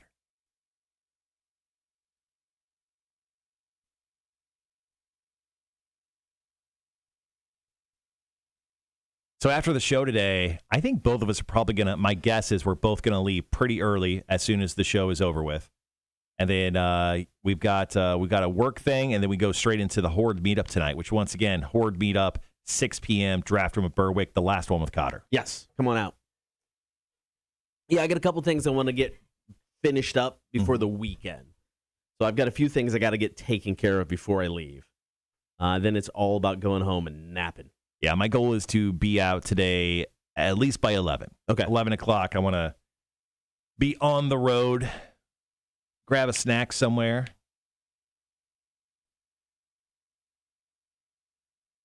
And then, fit in a nap. Excuse me. And then I got to keep yelling at people for scheduling for our last show. Our last show is going to be, I feel like it's going to be pretty epic. Okay. It's going to be really good. Plus, we need to talk about, we're doing our final Torture Tuesday on Tuesday of next week. Yes. We have to make sure we have all the items we need for. So we're going to do Legos in the hallway. Legos? Let's do the Lego treadmill. It'll be Lego hallway. Mouse traps. I have a list at home, but okay. Yeah, we have a couple more that we're going to do. Got to do something involving heat. Right? Yeah. And, I mean, it's some heat challenges left over here. Okay, it's a staple. Oh yeah, you got several. Yeah, I've got a couple death nuts and I've got a couple solar flares. Okay, and I mean, I'm not so for the death nut since we're doing 4 Torture Tuesdays in the day. I think I just skip right to the death nut. That's true. Just skip the first few levels and just go right to the death nut or something, or do one of each. Rob says, speaking of Rockville, I feel I need to apologize for mentioning Dana Donati in regards to the golden moment. It wasn't even her. Yeah, it was Sophia Urista, which is funny because her last name, I'm pretty sure, is just Greek for urine. And she has since apologized. Yeah, so actually that's one of the stories we'll do today in Marshall's Music News. I'll actually read the statement that she put out. Greg, the draft room is on the patio. Yeah. So it's been my go-to the past week or so when anybody's at my house doing things like inspections and tours or whatever. I just grab the dog, go sit outside on the patio. Yeah, it's a great spot.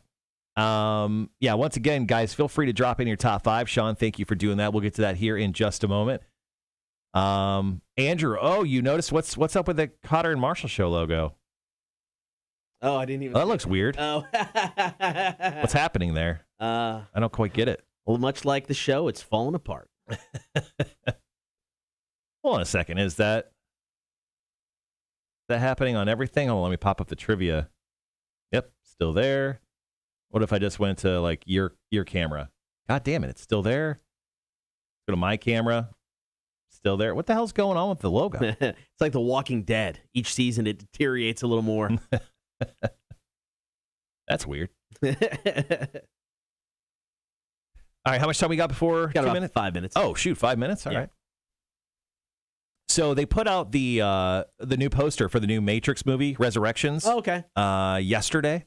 It's got the whole new cast on it. It's got Carrie-Anne Moss, Keanu Reeves in the front, and it's got all the new kind of cast members behind him.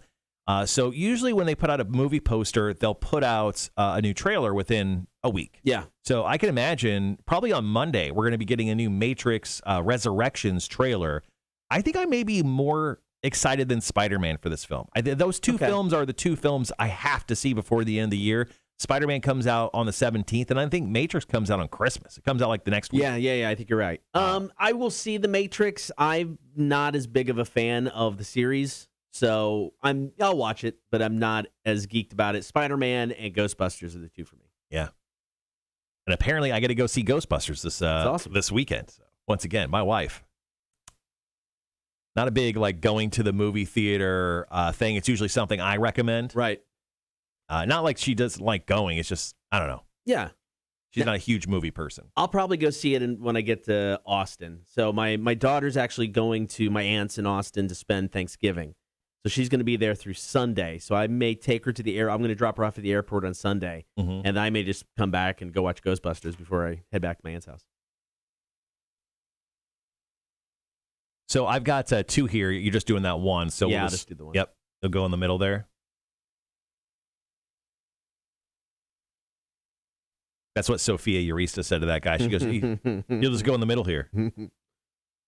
Has that guy's name been dropped at all? Do we have like his pictures of him making the rounds other than him laying there getting peed on? Yeah, the guy who drank her piss. Yeah. Yeah, I don't think so. I don't think his name has really come out at all. But I mean, good for him. For anyone who knows the situation and knows that guy at the same time, I mean, like, could you be his friend anymore? Probably, right? Like, how do you look that guy in the eye and be like, wow, you took a mouthful of piss at Welcome to Rockville?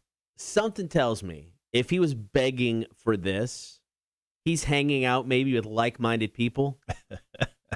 I'm guessing rounds of high fives once it was over. Yeah? Yeah, but he jumped down off the stage like, yeah!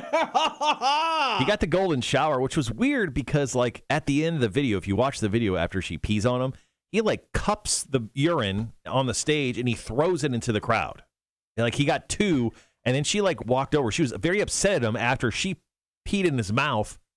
It's funny to say. And she like, kicked him off stage. It was just, I don't know, it was so funny to me. A lot of people were grossed out about it. I just laughed the entire time. I did not watch the video. I'm okay with it. Oh, I watched it multiple times. I had to get different angles. I had to see, I had to see everything there. All right, got about 2 minutes. NASCAR has officially banned her, apparently. Yeah. Banned that golden shower ass. I mean, they weren't. I mean, were they playing, the NASCAR circuit? I doubt it. Right. Well, she's definitely not the first person to, piss inside the grounds of Daytona. I mean, that is 100%. Don't NASCAR drivers, they have to wear piss bags when they're driving? Sean, you could probably speak on this. I would think, right? Yeah, because they drive for hours. They pee themselves? Yeah, and there's like vibration and stuff. Yeah, those guys were like piss bags. So they also sweat a lot of that out. Yeah. And if you joined us at this exact moment, you're definitely getting into a weird part of our conversation today. Wanda said someone posted a picture of him after it happened. I'm sure it's buried deep down in all the posts from the Rockville fan page, though. Ugh. If you could find it, Wanda, text us that picture. Morning, Chris. How are you, buddy? Scott goes, her golden showers are golden, and she was mad they got shared. Wow. Sean said she's banned from every venue. She's not even allowed to go to races if it's at a track NASCAR owns. Oh, wow. I mean, once again, the publicity that she got for her band. Oh, I know. They never had that before. Yeah. What is it, Brass Against? Brass Against, yeah. Never heard of that band. Huh. We wouldn't be talking about that band post-Rockville if it wasn't for this. They're opening up for Tool in Europe. Tool's doing a big European tour early next year. They're opening up every single show for them. I think Maynard's like, you got to piss on somebody at every show. It's not your thing. That's the rule. Maynard's a weirdo. He's like, piss on my foot. And she's like, did you get stung by a jellyfish? He's like, nah. All right, guys, 20 seconds. We'll be right back.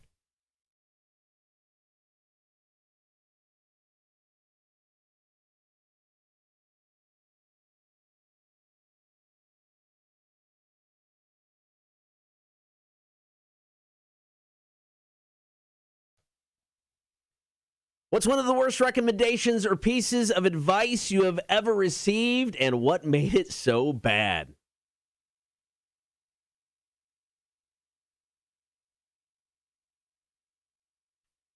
We are taking your calls, comments, and texts this morning. Thank you guys for participating. We appreciate it. What's some of the worst advice or recommendations you've ever received? So Jeff hit us up on the Facebook page, and his is pretty simple and right to the point. You need to have kids. He goes, I have 2 girls, and they have my sense of humor. Mom ain't happy about it. Yeah, I mean, as soon as you're married, everyone at the wedding, everyone before the wedding, when are you going to have kids? When are you going to have kids? Sometimes, some people, I know some people, they should never have kids, and they have them. Some people should not have them. That always bothers me when people start, especially, I mean, it's bad enough when family does it. Mm-hmm. It's even worse when, people not related are like, when you having kids? You don't want to have kids, don't have kids. Yeah, and my answer most of that time is like, I got a really cool dog. He's pretty cool. Like when he does something bad, I just put him in a cage. Can't do that with a kid, apparently. We did get hit up on with the text, and I just think this is actually solid advice. Never cook bacon naked. Yeah, actually, I learned that not firsthand through a buddy of mine. So at a birthday celebration in San Diego one time, my buddy, we call him Super, he was cooking bacon for everyone that morning. He's one of those guys that will drink a bottle of Jameson and then wake up the next morning completely unaffected. Oh, wow. His metabolism somehow, I mean, he's drank so long and so good, I guess. Right. Alcohol doesn't affect him that way. So he woke up at 8 a.m. and I'm like, man, you were hammered last night. He's like, yeah, I feel great. And he's making bacon, but he was wearing his underwear and completely naked outside of that. And a couple times he started screaming. He's like, And I'm like, what's going on? He's like, man, I really shouldn't be cooking this bacon without a shirt on. And I'm like, yeah, I think that's a good point, buddy.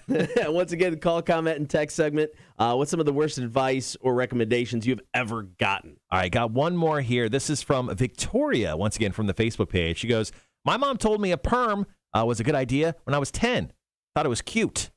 Not so much. Perms are a rough go, especially in the beginning. I mean, I remember back in the 80s, perms were a thing. Did you have a perm? Did you ever perm the hair at all? Did. When I was in junior high and high school, the thing, and I never did it, was the mullet, but you perm just the back. Yep. So just the mullet section. And even back then, I went, and I sported a mullet proudly, so I'm not judging the mullet. But even back then, I was like, that is never a good look. Yeah, and I'm currently owner of a mullet. Thank you so much. But yeah, when I was a kid, I had thankfully, I don't think there's any pictures of this. I had my head shaved with spiky top and then the long rat tail. Yes. But they perm the end, so do the flippy thing. Yeah, I had that. I rocked that for probably a good few months. Oh, that was a bad choice. Well, once I've looked for pictures because I remember it. Right. I've looked for pictures. I don't think there's any out there, so I'm crossing my fingers. Hopefully those never come to light. All right, are you smarter than a community college dropout? It's time to play some trivia. Here's the deal, man. Welcome to Rockville 2022. The 4 headliners already announced: Kiss, Korn, Guns N' Roses, and the Foo Fighters. And we're giving away tickets all this week. All right, and it's really easy or technically kind of hard for you to win tickets. We're not going to make it easy, really, on you. So 7 questions, 60 seconds with Are You Smarter Than a Community College Dropout trivia. You've got to tie us or you have to beat us if you want these tickets. We're just not going to give them to the first person that calls in like we usually do for prizes. So call us up right now, 1-800-394-1061. If you're feeling extra smart, call us up for your chance to win Welcome to Rockville 2022 4-day GA passes. It is Are You Smarter Than a Community College Dropout up next. Play at 800-394-1061.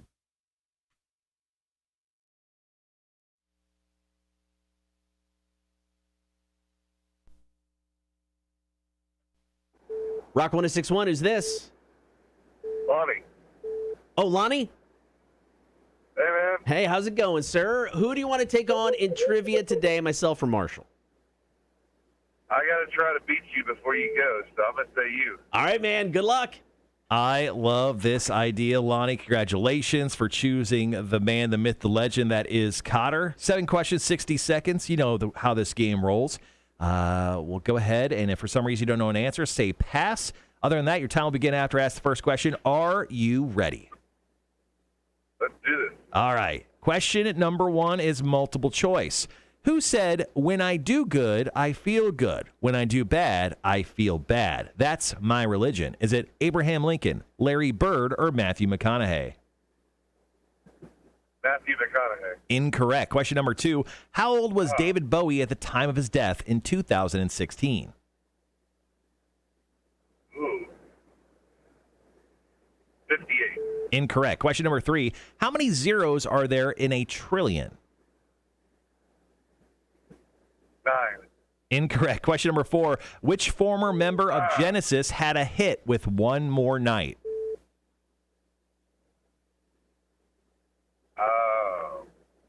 Pass. Question number 5. Name 2 out of the 3 colors asparagus come in. Asparagus coming. Yellow, green. Incorrect. Question number 6. What is the fattest human organ? What is the fattiest human organ? The skin.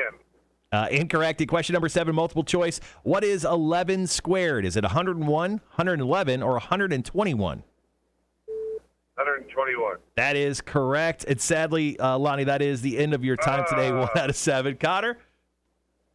Lonnie got 1 out of 7 today. Oh. Maybe this is a difficult quiz. Ouch. Lonnie, I shouldn't say it, but maybe this isn't the day you're going to beat me. I'm jinxing myself. I'm jinxing myself now. All right, man. Hang tight. We'll be right back.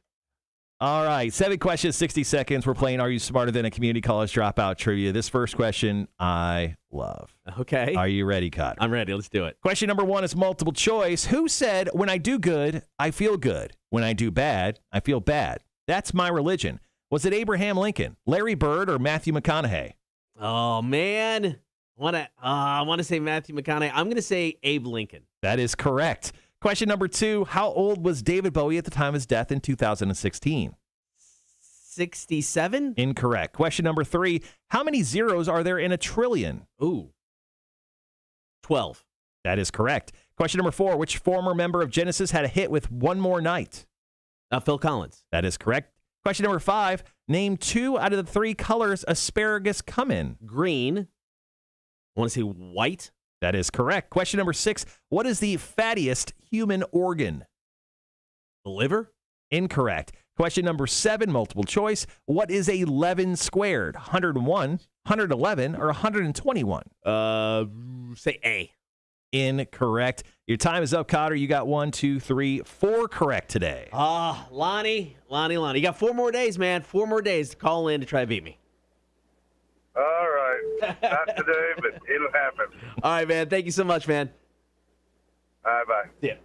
All right, guys, let's go ahead and go over the correct answers for this quiz. I guess a tougher one, but man, That was tougher. that first question I love so fun. much. Who said, when I do good, I feel good. When I do bad, I feel bad. That's my religion. It was Abraham Lincoln, but I threw Larry Bird and Matthew McConaughey in there just for the fun of it. I mean, that seemed like something Matthew McConaughey would say all day long. He'd Instagram videos about it. I really wanted to pick him.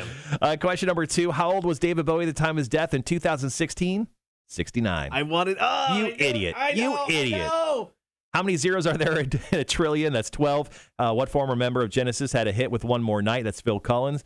Name 2 out of the 3 colors asparagus come in: green, white, and purple. There's really? Yeah. Interesting. What is the fattiest human organ? It's your brain. And what is 11 squared? 121. Back at it tomorrow. Your chance to score tickets for Welcome to Rockville. Are you smarter than a community college dropout? Playing at 7:30. Kotter and Marshall. Rock 106.1. All right, guys, thanks for hanging around once again on the chat. We're going to take a quick break so Kotter can edit that up. We'll be right back.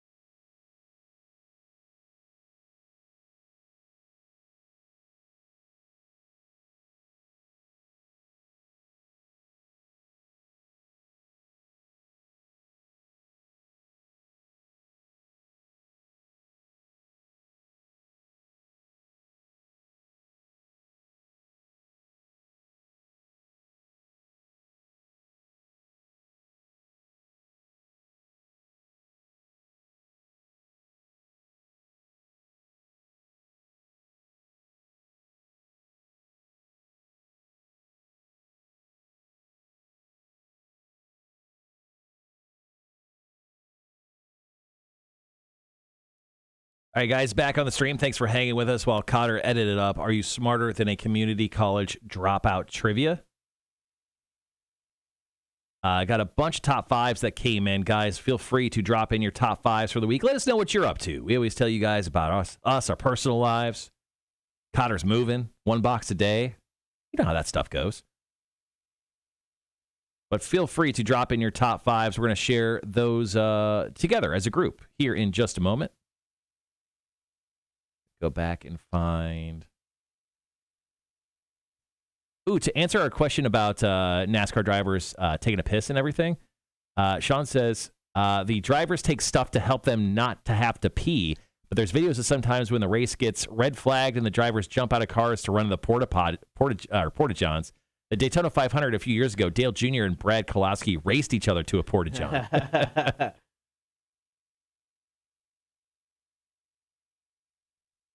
I've been in race cars before, not as fast as obviously like a NASCAR going like 200 miles an hour. The vibration alone, I mean, if you did pee your pants, most of the pee would like just go away from you.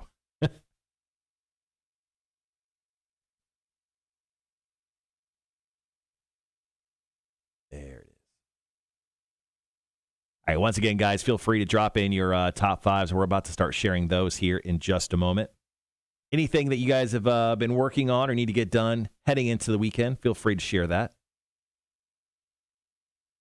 Greg, Lindsay, Wanda, Sean, thank you so much for dropping in your top fives. We do appreciate it.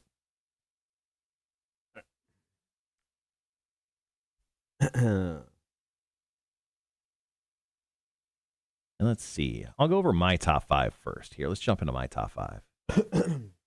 Top five for Marshall. Number one, Kotter stuff, videos, guest scheduling, et cetera, et cetera, et cetera. Mayor comes in on Friday. We have multiple guests on Wednesday. Figuring out morning show is number two on my list. I'll get to it. Number three, vehicle reorganization and maintenance.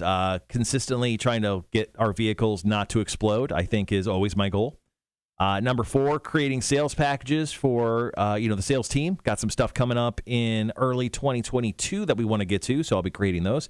And then I'm working with Mia from G100 on a little promotion that she is working on. So that's my top five, man. That's what I'm working on. Let's see. I had mine. Let me grab it again.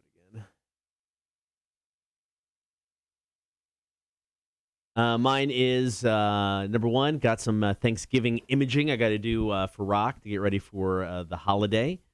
Some sponsorship imaging and promos. We're doing Christmas music on our sister station Rewind, so I got to get all that ready. I was supposed to post a Joe Bonamassa interview on Facebook and the website. How's that going? The interview didn't happen, so it will not be posted. That's sad. Rework clocks to remove morning show imaging on Rock. And then I'm going to schedule out some extra music on Rock and Rewind before I leave, so it's there and ready for whoever's taking that duty over. Mm-hmm. Yeah, duty. Let's see. Let's go over some people's top fives. Charles chimed in just a moment ago with his top five. Top five, number one, same. Number two, old shit every week. Oh, okay, same old shit every week. Yes, that's his top five. Pretty good stuff. Lindsay also dropped in her top five. Number one, get up and do some work. Are you still in bed, Lindsay? Number two, go by the store. Number three, learn to make pom-poms. No reason. Number four, nap. And then number five, get to the party on time. Oh, Lindsay will be there for us tonight. Draft room in Berwick. Details on Facebook. Greg also dropped in his top five. I don't like his top five. He goes, I didn't have a top five, but I now feel inspired. Let's see. Number one, punch Kotter in the nuts for leaving. Number two, punch Kotter in the nuts for leaving. Oh, I see a theme here. Number three, punch Kotter in the nuts for leaving. Number four, punch Kotter in the nuts for leaving. Number five, punch Marshall in the nuts for letting Kotter leave. Oh. I'm a fan of number five. Well, I didn't really allow you to leave. No. I'm still anti you leaving. I prefer you didn't. Right. Yeah. It's making things more difficult for me. Let's see. Oh, that's it for Greg. Let's go to Wanda's top five. She's had a clean, go shopping, find something to wear for the meetup tonight. Number two, nap. Everyone loves naps. Good nap people. I love you people. Number one, punch Kotter nuts for leaving. Wait a second. You should wear a cup to the... I'm going to have to. You're going to have to wear a cup to the Horde meetup tonight, man. Got to stop by Dick's Sporting Goods on the way home. Trying to protect your nuts, not your dick. Let's see. Sean dropped in his top 5. Let's go over that real quick. He goes, number 1, not make it to the Horde meetup tonight. What the fuck, dude? He's not kicking me in the nuts or punching me in the nuts. Not Thank yet. you, Sean. 1A, drink beers and play some video games on Friday night. Sounds like a good night. Number 2, drink and watch sports on Saturday. Gee, are you married? How are you going to do that shit? Number 3, donate stuff to Savers. What's Savers? Is that just like the Minnesota Goodwill? Yeah, maybe. Number 4, try out some of the new board games we bought. And then number 5, keep playing keep planning S to do while I'm in Savannah and drink some beer. Sean, I'll meet up with you, buddy. I got a bunch of stuff for you. Speaking of, make some room in your carry-on. I got some shit for you. I got a couple more here. Top 5s. Rhett, Rob, Chris, thank you for dropping them in. Let's get to birthday boy Rhett real quick. His birthday was yesterday. He turned 69, just like David Bowie. You're probably not going to die like him, though. Maybe. Number 1, breaking free of nightly duties to attend Kotter's Horde meeting. I love it. Number 2, finish work week. Number 3, parents coming over on Saturday to celebrate birthday. Oh, I'm sorry, man. Even my parents could come over for anything. And I'd be like, ugh, when are you leaving? Number 4, grilled cheeseburgers Saturday night. Number 5, relax on Sunday. It is the Lord's Day. It's what you're supposed to do. I like Sean there. He had an addendum, I think maybe this was number 6. I'll pay some homeless guy in Austin to punch you in the nuts. I think that would be great. Actually, just ask Matthew McConaughey. Yeah, there you go. He'll probably tell you the history of punch people in the nuts. Lindsay chimed in with an update on her top 5. Pom-poms are going great-ish. Okay, good luck with that. Let's see. Got 2 more to get to. Let's get to Rob, our friend in New Zealand. Top 5. Number 5, keep mixing album. Number 4, be on time to work. Number 3, jam crazy with band. Now lockdown's lifted. Number 2, be a kick-ass dad. All right, okay. Pat yourself on the back a little more, Rob. Number 1, treat the missus so I can sleep in because I drank Kotter's beers. I like it. All right. I like that. It's a good top 5. Speaking of Rob's band, which is Leave the Dead, available to listen to on multiple platforms. Go find them. We're going to be debuting a song from them on the last show. It'll be, speaking of, Rob, I'll tell you right now. So, Rob, we're going to play the song right around 8:15, 8:30-ish. Okay. Our time. So whatever that is for you. Essentially, 2 hours and 10 minutes into our show, we'll play it. Let's see. Oh, and Chris dropped a top 5 as well. Chris says, top 5 for the week. Help my wife wrap up her master's finals. Ooh. Good luck to her. Christmas in the South. Ugh. I'm so sorry you have to go there. Getting ready for our Thanksgiving vacation. Where are you going? I want to know. Number 2, and shoot me your address so I can rob you. Number 2, finalize our Christmas cruise. All right, you freaks. Don't wear any pineapple clothing. It's true. Or you and your wife are going to have an extra good time. And number 1, figure out what I want to be when I grow up. All right, yeah, we're all trying to work that out. Yeah, definitely. Let us, just a heads up, do not wear any pineapple clothing on that cruise, or you are going to have sex laid upon you. Rob says it's going to be about 2 a.m. my time when we play his song. Morgs and I are going to have a Jim Beam night and listen. Nice. Oh, just be careful. Don't let it turn into a White Russian night. White Russian nights can turn out badly. Speaking of, I got a snap, because I'm on the Snapchat sometime, from my good friend Cameron Cross the other day. Okay. He had a pumpkin White Russian at Fiorua, and it looked delicious. We had some of those last year at Draft Room. Yeah, the Draft Room had like a specialty menu. I asked them if they were bringing them back, and they were like, we don't know. So good. And it was so freaking good, man. Tim Janier, who's going to be our first guest on our final show at 7 a.m. Setting the bar high. Well, I mean, here's what I thought. I thought, let's have Tim Janier as our very first guest. He's like the first person we talked about on the show. That is true. Because nothing worked the first day. So I figured we'll have him in as the first guest, just in case anything's wrong at that point. He can come in and fix it. That's true. Yeah, so I thought it was a good move on my behalf. Let's see. Tim Janier dropped... Oh, this is terrifying. Tim Janier dropped a video of him that says Season 1, Episode 1, and it's a 7-minute long video and it's just him drinking coffee. That seems about legit. So this, it's so funny he did this. And he started a new YouTube channel called Tim Janier Drinks Coffee. So I told Tim the other day that I want him to be on the show with me once you leave. But I told him I didn't want him to talk. I just wanted him to be on camera drinking coffee. Oh, there you go. So that is so funny. Tim Janier going above and beyond the call. Everyone subscribe to Tim Janier's new YouTube channel of Tim Janier Drinks Coffee. Here's the thing. He'll have more followers than we do in about 2 hours. Here's the thing, Tim. If you're committed to this bit, you have to continue doing this. Like every other day, just do like a 5-minute video of you just returning emails and drinking coffee. Should he go to different locales and drink coffee? And sometimes, like every once in a while, go to a Starbucks. That would be absolutely great. Chris goes, trust me, no pineapples. Maybe. Depends on what time his wife goes to bed. What's up, man? He goes, I'm headed to visit the in-laws in the Florida Keys. If you're coming to rob the house, make sure the dogs, cats, and fish are fed. Yeah, no problem, man. I got you. Could you leave a little note? Let me know if there's like any medications they need while I rob you of every dollar that you may have. Charles actually has a great point. He goes, let's punch Tim Janier in the balls, which could be a little difficult. Yeah. Depending on his location. I don't know if Tim's coming tonight. Tim, are you coming to the Last Horde meetup with Kotter tonight? He has responsibilities and, children to watch after, so I won't ding him for not coming. All right, how much time do we have before we jump back on? We've got about 4.5 minutes. Okay. Rhett says, speaking of fish, how is Hefe? He is still alive currently. At this very moment. He really is.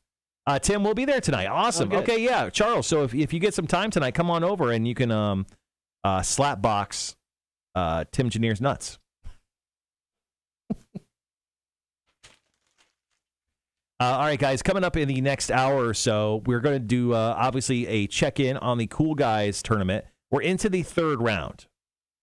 So we're into, is this the semifinals? No, this is the quarterfinals, right? This is the Elite Eight. Yeah. Whoever wins in these matchups will make the Final Four. Yeah. So, obviously, we'll talk about the Cool Guys. We'll jump into the Badass Beard contest. And then bottom of the hour is Quizzed in the Face, the very last Quizzed in the Face we'll ever have here on the Kotter and Marshall show as it stands. Well, no, very last one for me. You'll face 1 and 2. Right. Yeah. I just meant the one that matters. Oh, so this week, or today, actually, we'll do another rendition of Did You Say That? I like this game. This is a fun one. Rhett says, Sean, once you get in to Savannah, I'll join you and Marshall for a beer. Hell yeah. Rhett was asking about Hefe. Still alive. Okay. Yes. That's plus. Still alive. So Tim Janier said, I'm bringing my lady friend. Charles came back. Tim Janier's bringing a blow-up doll. New lady friend. Tim Janier's got a lady friend? I guess. That's what he said. She lives in Canada. She lives where? I don't know. Canada? No. It's the joke from the, girlfriend lived in Canada. Oh. In the 80s. Yeah. No, I love that. It's great comedy. Yeah. From that decade. How long ago was it? 40 years? Yeah. We're old. Yes, we are. Yes, we are.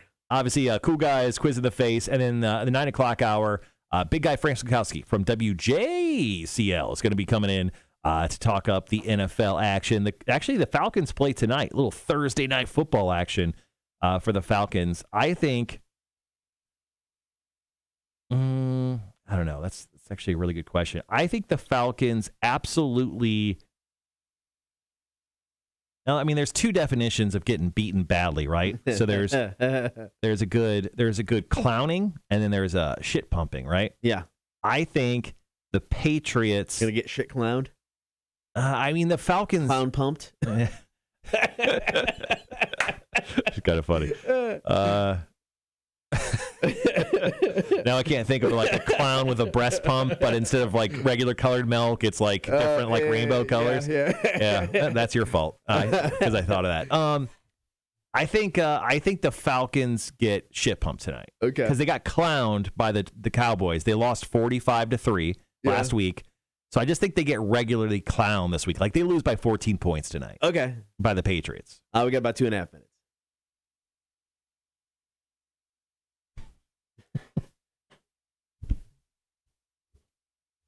Although I'll flip it. I mean, the Bears are playing the Ravens, which, they're not good. I say the Bears win. Oh, yeah. Okay. We'll see what the big guy says. That's one of the games we'll talk about. All right, just over 2 minutes. Gonna dive into the Cool Guys tournament. Let you know who won yesterday's matchups. Sean goes, a clown will shit pump the Falcons tonight? Yeah, dude. It's going to be one to watch. Hopefully you have the NFL Network. Lindsay goes, well, that's a terrifying mental image. It is. Matt Ryan sucked last week, so just a weak performance. Yeah, exactly. I think after they absolutely got clowned, shit pumped, whichever one's worse, I decided a minute ago, they won't lose as badly this week. Okay. I think. But it's Falcons. You never know.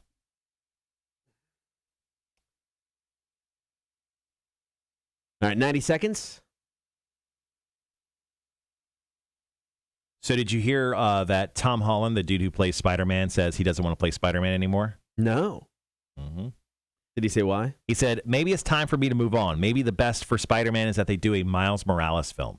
See, I'd be down for that. I get it. I mean, I get it. He had a great run. I mean, how old was he got the role? 17? 18? Something like that. I mean, he was a young kid. He's in his 20s now. He's probably made a crap ton of money off of this flick. So I get it if he wants to try other things. It would be bad for Sony, though, because they set up... can I tell you what happened at the end of Venom, too? I'm not going to watch it. Venom is able to... and sorry, plug your ears if you haven't seen Venom 2 yet. He's able to, like, shift between universes, and he shows them the power at the end of the film in, like, a after-credit scene, and they shift to the universe that Spider-Man's in. Oh, that's cool. Yeah. Tom Holland Spider-Man. We had, like, 5 people drop out there. All right, come back. All right, guys, we'll be right back.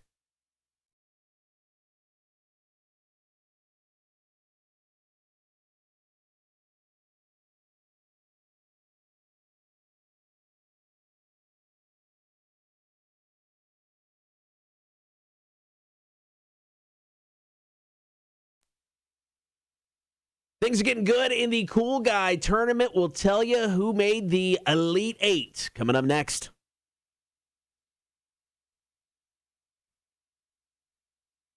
Good morning. Thank you for hanging out, Kotter and Marshall Show. Thanks for being on the air. Thanks for being on that stream. If you haven't done it yet, do it. Facebook, YouTube, and Twitch. Give us that like, follow, and subscribe as well. Now, yesterday we had our final 2 second-round matchups for the Cool Guy tournament. This is where we have put 32 of the coolest guys and gals head-to-head NCAA-style bracket.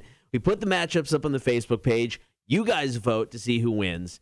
And yesterday, I was hoping, and I really thought we were going to see our first shutout, 100% of the votes.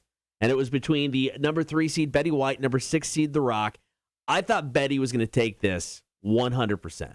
And you're pretty much right, except for one sole person voting for The Rock. Chris from Coastal Empire Beer Company. I love your beer. I love you. We got a great history. You hurt me, Chris. You hurt me bad. The one vote for The Rock. So 99% win for Betty White. It looks good, Kotter. I know she's going up against Samuel L. Jackson coming up here in the next round, but I'm very worried for Samuel L. Jackson. I think Betty White could make it to the finals. I agree, and I'm kind of okay with it, but kind of not. I think her run in the tournament needs to stop, and I don't think she should beat Samuel L. Jackson. I just don't want it to happen. You're calling for a 99-year-old woman to stop. She'll die, okay? She will die, Kotter. How dare you? All right, on the other side of the bracket, it was the number 6 seed Hugh Jackman taking on the number 14 seed Danny DeVito. Now, I was calling for an upset here. Completely wrong.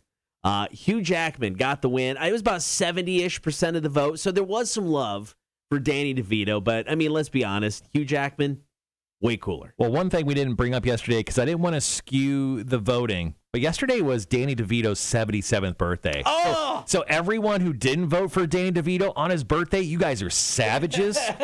What are you doing? I didn't want to skew anyone's voting because I wanted this to be a 1v1, same level type of thing. But yeah, Danny DeVito's 77th birthday was yesterday. You guys are savages for not voting for him. If I would have known that, I would have totally skewed the vote. Yeah. I wanted the upset. Now, I'm going to say this. I mean, I'm not saying Danny DeVito, looks like a Greek god by any means. It looks damn good for 77.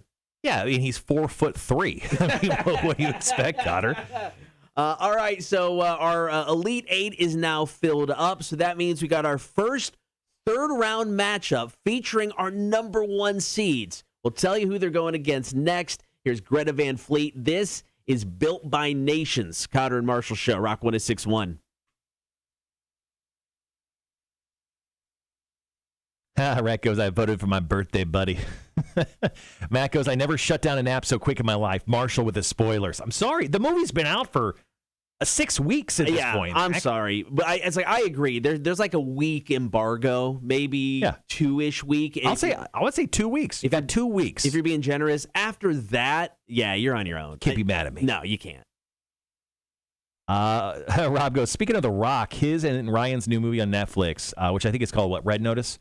He said it's total leave your brain at the door popcorn fun. I liked it. I was slightly a little bit drunk. I watched it as well, and it's if you go in knowing what it is, and they're not winning Oscars. It's them just being them. They're not acting. They're just goofing off and having fun. It is a good popcorn flick. Yeah, I think I watched the first half an hour of it this past Sunday night, and I'm going to go back and watch the rest, I think, this weekend, but.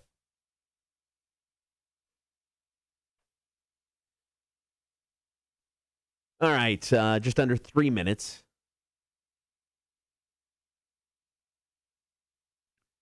Chris says, I still feel like we need at least a Venom cameo somewhere to make that connection even stronger. I think it'd be kind of cool. Yeah. So, I mean, the whole thing with this new Spider-Man film, No Way Home, comes out December 17th. They've showed off 5 of the villains that are in the film. Now, Spider-Man, if you read the comics, there's something known as the Sinister Six, right? Which is where 6 villains they can never beat Spider-Man alone, so they all group up together, and they do beat Spider-Man in the comic books, right? So they've showed 5. Think they're holding one back? They're holding one back. Now, whether that be a new villain or there's other villains that have showed up in other Spider-Man films, right? Like there's Rhino. Yeah. That's it, and he was briefly in like Paul Giamatti played him in the Andrew Garfield Spider-Man. There's Venom from Topher Grace. There was that Venom in Spider-Man 3. They still haven't brought in, but I think they've kind of brought back the rest. Don't do that. No, nobody wants Topher Grace's Venom in this movie. Yeah, so I would like to see who they bring in as the 6th, villain. If it's Venom from like Tom Hardy's Venom, cool. I don't know why he would be joining them to fight Spider-Man. I'd like to see a new villain. Give us something a little bit different. Yeah. That's why I want to see. I know the 2 other Spider-Men with Andrew Garfield and what's his face. But I'd like to see that 4th kind of surprise one, just to give you that element of surprise. So I'd like to see a different villain we hadn't seen yet. So I asked my wife to power rank all the Spider-Men. Yeah, and I almost got a divorce.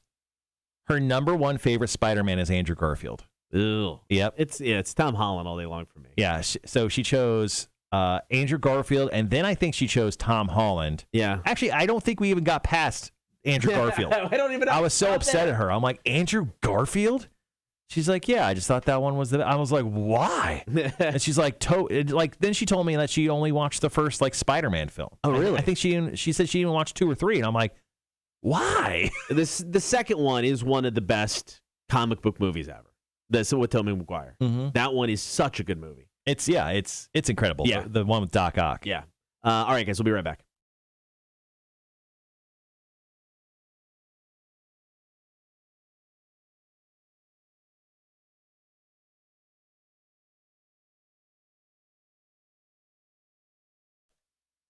Got our number 1 seeds going at it today in the Cool Guy Tournament. Who are they taking on? We'll let you know.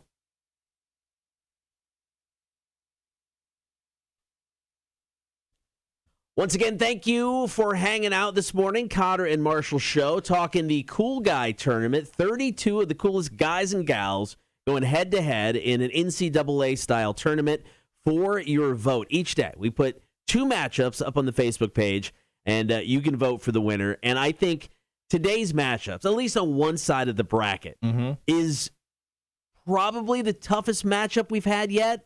I mean, probably tougher than Dave Grohl and Samuel Jackson, because he got the number 1 seed, Ryan Reynolds, legitly just one of the coolest guys on the planet. Right. Going against the godfather of cool, coming in at number 4 seed, Bill Murray. This is going to be a tough one, but I'm going to lean more towards the sexy and hip than I will Bill be Murray? the old, Bill Murray, yes. old and established. I'm going to go Ryan Reynolds for a convincing win. Really? I think the Rock 106.1 audience possibly will agree with me. Pretty much, they've gone the opposite way every time I've said something. So I'll stop there. But I honestly think Ryan Reynolds will come out the winner in this cool guy tournament matchup. I think it's Bill Murray all day long. I mean, right now, even in the beginning, if I had to pick one person to win the whole thing, at least that I'd want to win, it's Bill Murray.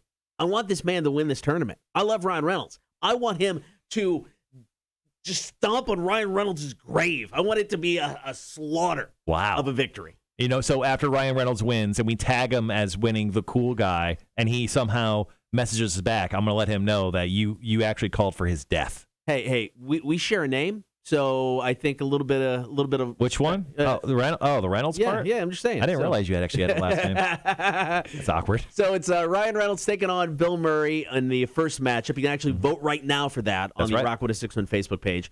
On the other side of the bracket, Woody Harrelson has had a Cinderella run in the Cool Guys tournament so far, coming in from the number 12 seed to take on the number 1 seed on that side of the bracket, Robert Downey Jr. The sad thing is he's stopping his run here because Robert Downey Jr., I don't know if you've heard of this or not, he is Iron Man. And Iron Man saved the universe. Spoiler alert. He's going to win. Robert Downey Jr. is going to win. And I'm going to go ahead and give this like an 80%, 80-20 kind of split.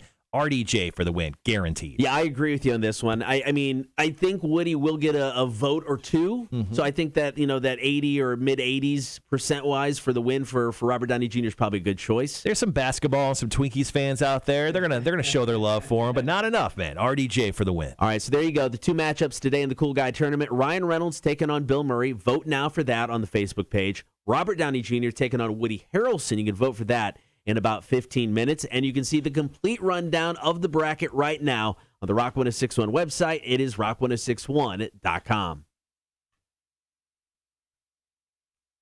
Going back to the Spider-Man villains, Chris goes, I think either Mysterio or Vulture is coming back. Yeah, I think those are obvious ones, too. Yeah. Because we never saw, did we really see Mysterio die at the end of that second Spider-Man film? I don't know. Good. I was just going to say maybe, I don't know. Rob said, who is the craziest past between Woody and Downey? I don't know much about Woody's past. I know he was very environmentally focused. Yeah, he's a big bongo guy. Yeah, but Downey's past is just, it's like we joke about how you're still alive. How Robert Downey Jr. did not die in the 80s and 90s. Yeah, I've got nothing on Robert Downey Jr. Holy crap. That guy was hooked on all of the drugs. All of them. Lindsay says, have you all seen the photos of the effing line outside the new Costco? It's ridiculous. I have not, but I'm not shocked. Lindsay, tag us in those photos. I want to see them. And also, what are they doing? Is there like a first 100 people get like a free chicken biscuit thing out there? Is that what's going on? Everybody's just got a Costco boner, man. They're just in. Yeah. Like, I get it. Like, Costco, it's just Sam's Club, man. And some people may try to like roast me for that, but prove me. It's the same. It's bulk items for a decently low price.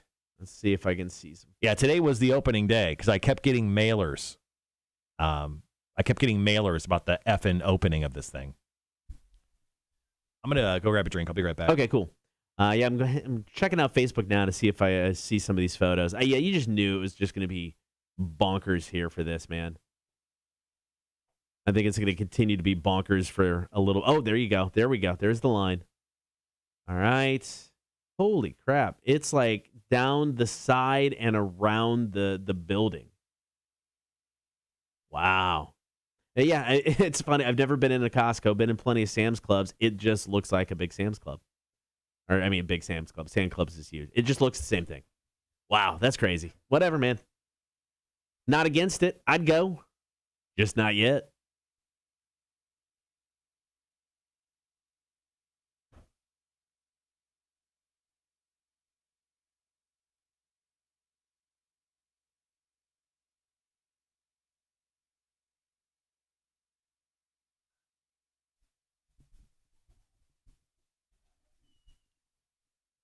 Someone is in the bathroom, unfortunately. Hey, Dub. I don't. He's here, but he's not anywhere to be found. So, yeah, I got a feeling it's him. So he didn't come see us this morning, which he normally does. Mm-hmm. You know, when he gets in. Then I got an email. Need to see you for a few after the show. So there you go. Cool. Okay.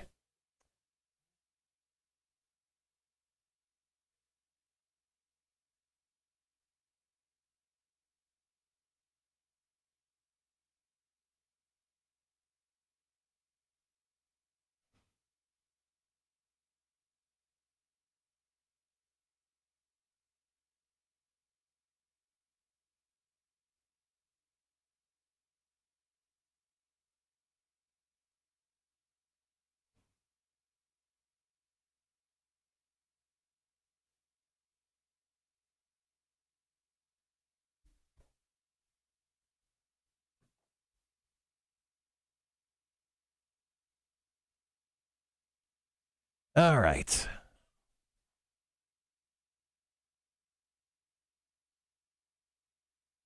There we go. Sorry about that. Cool. I-16 was backed up about 4 miles. I don't know if it was because of Costco's grand opening or traffic. Ooh. That's not fun. Rob says, you got a to-do list before you go, Kotter. Oh, that's a good question. Like things you have to do in Savannah before you go? Anything? Yeah, I mean, I've hit up most of the breweries. I'd like to get down to service and say goodbye to Kevin before I leave. Kevin Ryan, yep. Like to go to Green Truck before I leave. Mainly it's about food and beer, basically. I would like to go to what's the other place? Oh, Huckapoos. Which is out on Tybee. It's out on the beach. It's a pizza joint. Why don't we have Jake take us to Green Truck on Friday? Oh, that's not a bad idea. Yeah. I'm down with that. So yeah, a lot He's of got to pay anyway. That's true. A lot of it's just food and drink. I've seen a lot of people want to see. We're going over to a friend's house for Thanksgiving, so say goodbye to them there. Mm-hmm. But yeah, that's it. Just a few more places. I mean, I like to go, maybe hit up Tybee just for the hell of it one last time. But nothing too drastic. I mean, you'll have access to a beach in Texas, just it's the Houston beach. Yeah, it's a little farther away. Yeah, I'm sorry, man. Rhett, that didn't happen. I talked about trying to make it over to South Carolina, and that's not going to, unfortunately. Well, Kotter can finally reveal that Rhett, he's no longer allowed in South Carolina. I thought you should have gotten that by now. He had an incident that we can't really get into, but yeah, he's no longer allowed in that state. So that one's on him. Is trailer park any good? Sean, it absolutely is. Yes. Love trailer park. So there's also, if you can't get in there, they have another restaurant called Hitch, which is exactly the same thing. Yeah, it's bigger. Yeah, it's the exact same thing. So just a heads up there. And Rhett, we're not joking there.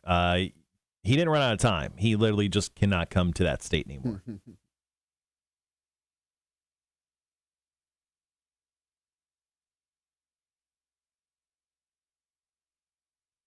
Oh, Lindsay says that she has to scratch out one of her items on her top 5. She says she's going to replace it with waterproof mascara. She'll be crying tonight, Kotter. Okay. You're gonna have to hold Lindsay as she cries tonight. Rob said he took some bad advice, read nude twice. Maybe. I'll search his name through a database. If something does come up, let me know. Yeah. Well, I told you the story about the first house I tried to rent here in Savannah. Yeah. I couldn't get because they ran my name through a database, and I have a really common name. My name is John Marshall, right? Not the most unique name out there. There was a John Marshall in New Hampshire who had a outstanding warrant for, I forget what it was. It was like domestic abuse or like something with money, and they denied us getting the house to rent the house. And I actually had to clear. I'm like, I have never been to New Hampshire, like ever in my life. Like, because why would I go to New Hampshire? Name one thing there, right? I literally couldn't even. What's the capital? I have no idea. Montpelier? No, that's Vermont. I don't know. I couldn't tell you anything about New Hampshire. And they're like, but it says here you're a criminal. I'm like, I'm not. I promise. Give me this house, or my wife will cry. Wanda says Green Truck is awesome. You got to check it out, Sean. Green Truck, while I live there, it's delicious. Yeah, we should definitely. All right, let's make Jake take us to Green Truck. I'm actually committed to this idea. If you're good with it. Yeah, I'm good with it. All right, so let's make Jake take us to Green Truck, because if not, we would be going to La Nopalera or Buffalo Wild Wings or Sakura Buffet, and I don't want to hate myself after eating, and I'd probably hate myself after eating at any one of those places. Yeah, I get that. I got about 2 minutes, 20 seconds. Going to hit you up about the Badass Beard Contest. Then we'll get into Quiz in the Face. We're drinking a beer on Friday, right? During lunch, we're going to make him pay for beers as well? Yeah, okay, good. Just checking. Sean goes, there's a racetrack in New Hampshire. Name something else. Name one other thing, motherfucker. Lindsay said that happened to my husband. You know how many Chris McLeans there are out there? He got picked up for shoplifting in 19, and they booked him on a murder charge because there was someone with the same name and birthday and a murder warrant. Holy crap.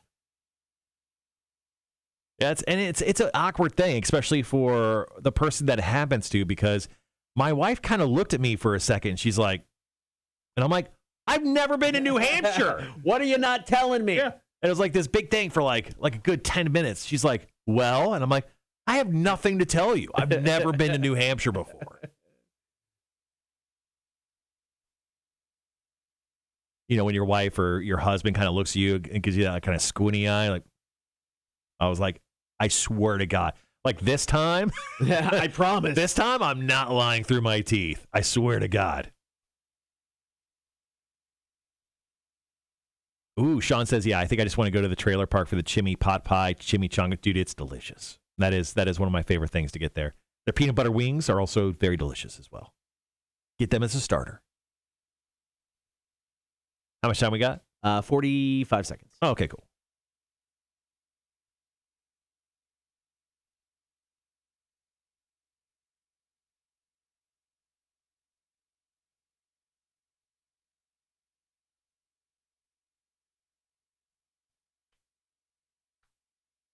All right, guys, be right back.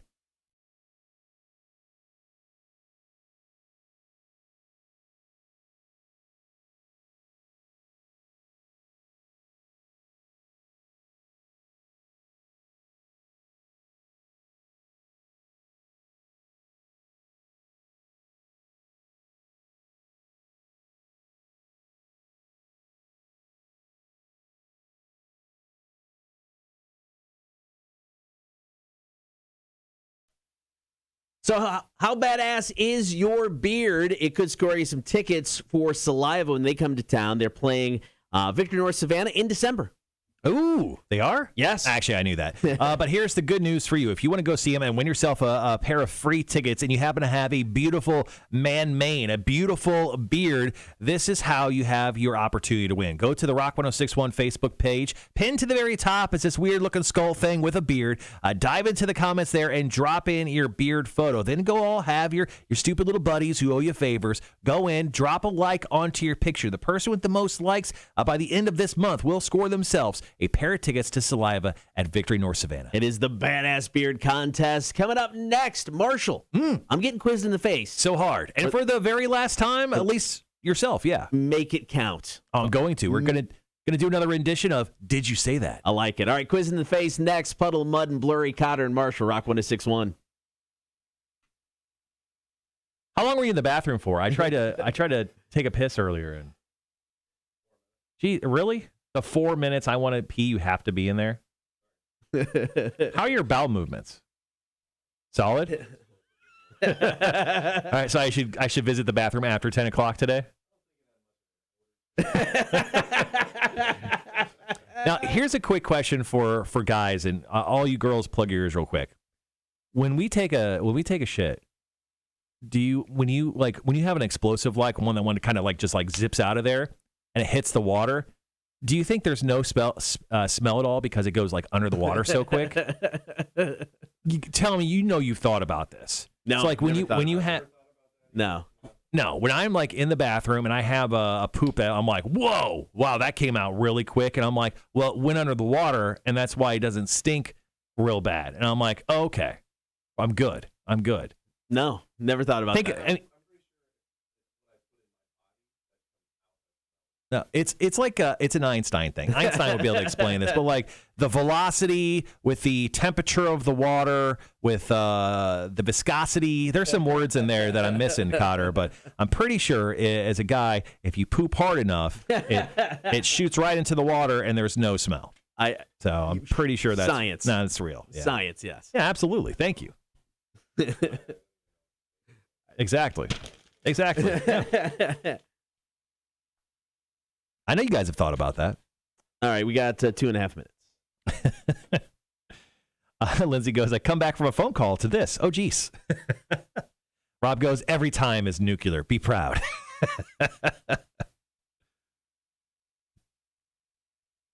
So the first one does say, the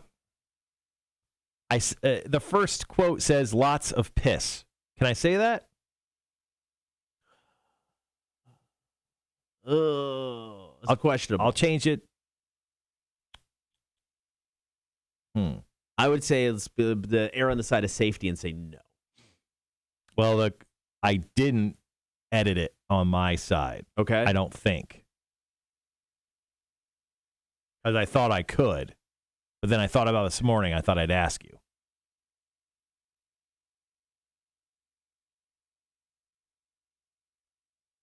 Well, and I can't listen to it because I'll know who says it. Yep.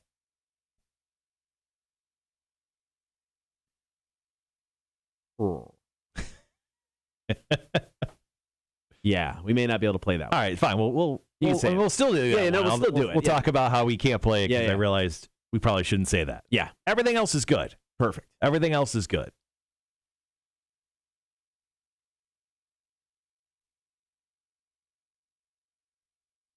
Drake Calhoun says, I go to trailer parks for meth. Guess I'm old-fashioned. Did you see Rob's story on here? So our buddy from New Zealand says, funny story, my actual last name is Black. Pretty much each year I get a message on Facebook calling me a racist for it. Some people just have no life at all. Wow. Yeah, that's bad. Told you the story about how my dog Loki, his name before I adopted him was Blackie. And I was like, yep, got to change that name. Yeah. Can't yell that as a white guy. Can't yell that out the back door. What are the words you can't say on the radio? Ugh, there's a lot. It's George Carlin's 7 words and then kind of some of the associated ones with that. And then there's loopholes around some. Like you can't use like dick in reference to the actual thing, but if you want to call somebody one, you can. 8 seconds. All right, we'll be right back.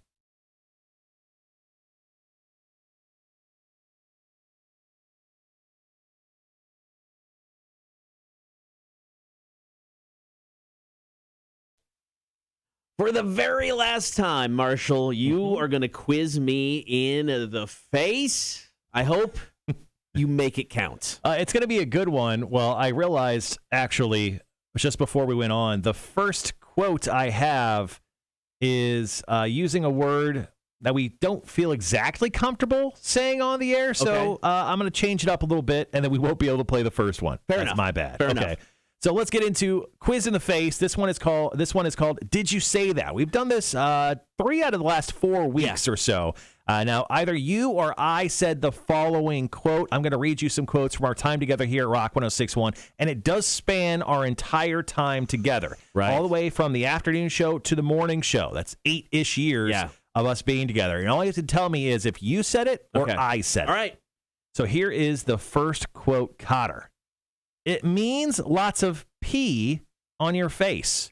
Did you say that or did I say that? Oh man. I'm going to say you said it, and it's probably something I said like yesterday. Cotter, actually, yes, I did. That is correct. I did say that. Usually I would play the clip right here, but we won't. We won't. But how about this? We'll play it on the stream? Yes. We'll play it on the stream. Yeah. All right, moving on. You're 1 for 1, Cotter. Quote number 2 is this. Sandy, if CM Punk does come out on Sunday, I'm running over to IDC on Monday morning, and I'm going to hug you. Did you say that, or did I say that? Quiz in the face. Oh, man. Mamacita, of course, big wrestling fan. Mm-hmm. I remember the conversation. I think you said it. Cotter, you are wrong again. I said it? Incorrect. Let's go to that. Let's go to that audio. Sandy, if CM Punk does come out on Sunday, I'm running over to IDC Monday morning. I'm going to hug you. Yeah. Okay. You said that. It was actually before his appearance on Rampage for AEW. Okay. It was actually a few months prior to that. Right. Once again, we're playing Quiz in the Face. It's the Did You Say That edition. Either Cotter or myself have said this over our time together over the last few years. Quote number 3 goes like this. You're right. I'm going to stop there. I'm going to take a poop at work. Quote number 3, once again, you're right. I'm not going to stop there. I'm going to take a poop at work. Man, because I used to have problems with, taking care of business at work, so we could have been telling a story there. You've never had a problem, so it could just be you I poop talking. everywhere. I'll poop right now. Talking about it. Oh, it's a tough one. I'm going to go you. I think it's something you said. Wrong again. Dang it. That's wrong again, Cotter. This is from our very infamous Shia LaBeouf video. You're right. I'm not going to stop there. I'm going to take to work. Once again. Right. I'm not going to stop there. I'm going to take to work. If you want to see the only time we really attempted acting in a video, It's really bad. that's the one. It's really funny. Once again, playing Quiz in the Face. Here's quote number 4, Cotter. Okay. Did you say this or did I say this? Hold on. Let me come down to your level. I'm going to close my eyes. Don't call me a bitch for it. Woo! Woo! Did you say that or did I say that? I want it to be you. You said it. Cotter, you are That is correct. absolutely correct. Here is that clip. Hold on. Let me come down to your level. All right, okay, you ready? Are you sure? I'm going to close my eyes. Don't call me bitch for it. You all right? That was the first slap. So Cotter and I had a Torture Tuesday, I think, bet where he got to slap me 5 times at any place he wanted to. And that was inside the Southbound Brewing Company. And that was the hardest slap I think I've ever gotten from a man where I didn't punch him back. So that video, once again, currently up on our YouTube page. Go check it out. Yeah. All right. One last quote before we take a short break. I've got 5 more after this. So here's the quote, Cotter, playing Quiz in the Face. I would definitely call this person out for still being a virgin. 21 years old. What do you live in? Your parents' house? Your entire life? See the world. Make some mistakes. Find yourself in an alley somewhere. Something will happen eventually. Did you say that or did I say that? Quite the quote. Quite girthy. That is so profound and lengthy. Man, this sounds like something. It sounds like something you'd say. I'm going to say you. Cotter, you are?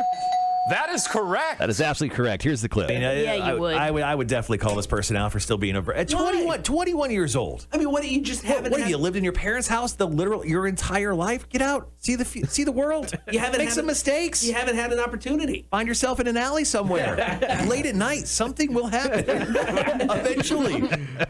All right, Cotter, you are currently 3 for 5 in Quiz in the Faces. Did you say that? The competition, whether you said it or I said it. Got 5 more coming for you after this break. All right. Here's the first one. We could play this on the stream. It means lots of piss on your face.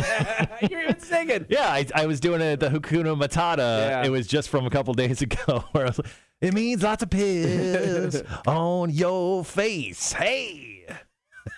That's pretty good. I feel like we could have got away with that. I feel like that was fine. I would have went with it. I probably would have got yelled at. Melissa says, just wanted to say thanks for the laughs every morning. My son and I listen to y'all on the way to school, and I listen when I get to work. Sometimes I have to turn down the volume. I work at a church. Oh, my God. No, Melissa, no. But also, thank you so much. Thank you very much, Melissa. Yes. Appreciate that. I could just imagine our voices reverberating off the church walls and it like shaking. God is looking down on poor Melissa, and he's like, wrong choice, Melissa. Let's turn that down a little bit. All right, not too bad, Kotter. 3 for 5. Yeah. So I quizzed my wife last night in bed, and she did rather well. Okay. I think she did 7 out of 10. How does she do so well in these? She knows us better than we know us, Yeah, which obviously. actually makes a lot of sense. So there was a Saturday Night Live skit that aired over the weekend with Pete Davidson. Okay. And it was called Man Park. Did you see it? Yes. Yeah, it's pretty funny. Man Park was about how if your husband is working at home or doesn't have a job, the moment the female would come home, he would just repeat he had to talk to anyone all day, right. And he would just say everything that happened in the day. And then I watched that, and I realized I do that to my wife every day. So my wife and I watched the skit, and she just kind of looked at me, and I'm like, I'm sorry. I go, I work all day, and then usually, like my typical day, I get home around lunchtime. Right. And then I don't talk to anyone outside of maybe a few phone calls for like 5 hours. Right. So when she comes home, she's the first person I see, and I just talk a lot. Yeah, I get that. Horny for smoked meats. Piss.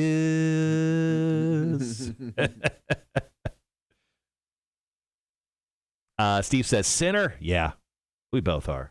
We've made a lot of mistakes in our life. Me more than Kotter. But we'll see how Austin goes. I mean, it could be a huge mistake, so. Hefe okay over there? Yeah, he's just sort of dying slowly. Poor fish. He's sitting on his favorite tiki guy. Okay, well, that's good. Yeah. He's just going through something right now. He's alive. All right, we got 5 more quotes for Did You Say That? I got some bangers here. I got some absolute bangers. I'm really excited about this. Lindsay says, husband gets home and I just talk his ear off because I work remotely 4 weeks out of every 6. Ooh, damn. Yeah. Well, I usually, I don't really try to bother my wife with text messages during the day. Sure. Like maybe we'll shoot one over lunchtime, but that's it. And then, yeah, I usually have a lot to say to her. Updates on things we're working on, things we're doing. I get that. Sean says, and the temperature is my punishment. Ooh. What's the temp in Minnesota right now? Whatever it is, I hate it. Ooh. Way too cold. All right, we got a little over 4 minutes. So a little while ago, I was talking about how Tom Holland doesn't want to play Spider-Man his entire life. He actually was quoted in GQ magazine as saying, if I'm playing Spider-Man after I'm 30, I've done something wrong. Wow. Seems harsh. He goes, it says, by the end of this year, Holland will have played the superhero in 3 of his own standalone films, as well as during cameos in other MCU blockbusters. And according to Spider-Man producer Amy Pascal, she is the person on the Sony side who owns the rights to Spider-Man. She said, I've talked to him about doing like 100 more. She goes, I'm never going to make Spider-Man movies without him. Are you kidding me? Wow. I don't think it's really her choice. No. But she could offer him all the money. I get it, especially if this is it for him in the MCU and Sony wants to do a couple things. I can see where they really want him to be the guy instead of trying to start over. Mm-hmm. But then if you're Tom Holland, it's like, do you want to be the guy with Sony when their track record is, I guess they did okay with the first couple Spider-Man movies. Well, that's the thing with Tom Holland is he gets to kind of choose his own adventure when it comes to like pushing Sony into working with Marvel. He did it before. That's true. So I think if he wants to make quality films, he'll push that to happen again.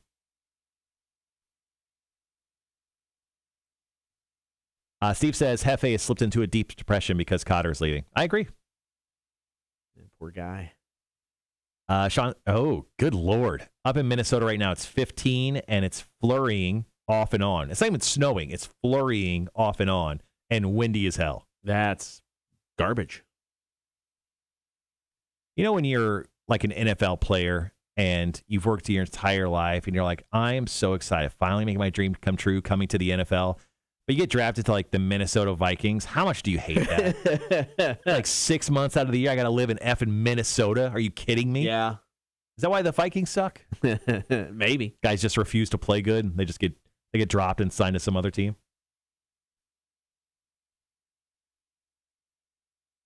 All right, 2 minutes, and then we'll get into the second half of Quizzed in the Face. I'm 3 out of 5 after the first half. See how I do. Then after 9, we got the big guy coming up. Break down another weekend in the NFL. And on tomorrow's show, Mayor Van Johnson, Mayor of Savannah, Van Johnson, is going to be in studio, 9 o'clock, beer for breakfast. For the first time ever, we're doing non-alcoholic beers. I do have 3 non-alcoholic beers out of a top 5 list. I bought the top 2. Okay. And then I also, just for a general kind of like everyman non-alcoholic beer, I went and got Coors Edge, which I've been told is terrible. Yeah. But I mean, they still sell it. So, I mean, Yeah, like, might as well. yeah. So I picked that up as well. So with Mayor Van Johnson tomorrow, we've been told he's not a drinker, but I told him that he'd be coming in for beer for breakfast, and he seemed good with it. So he may drink with us. He may not. He may not. I'm anticipating him drinking tomorrow. So Yeah. we'll go with that. All right, just over a minute.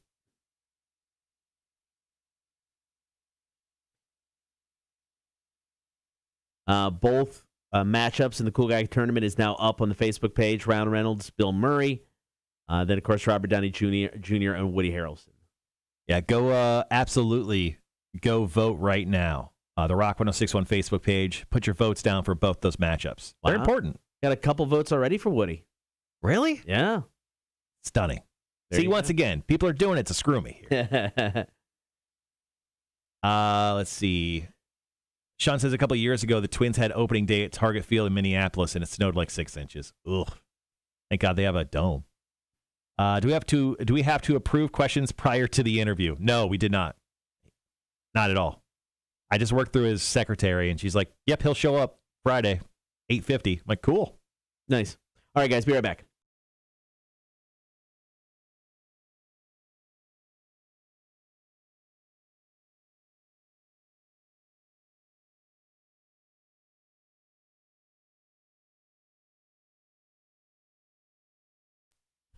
Currently getting quizzed in the face for the last time ever. Not bad on the first half.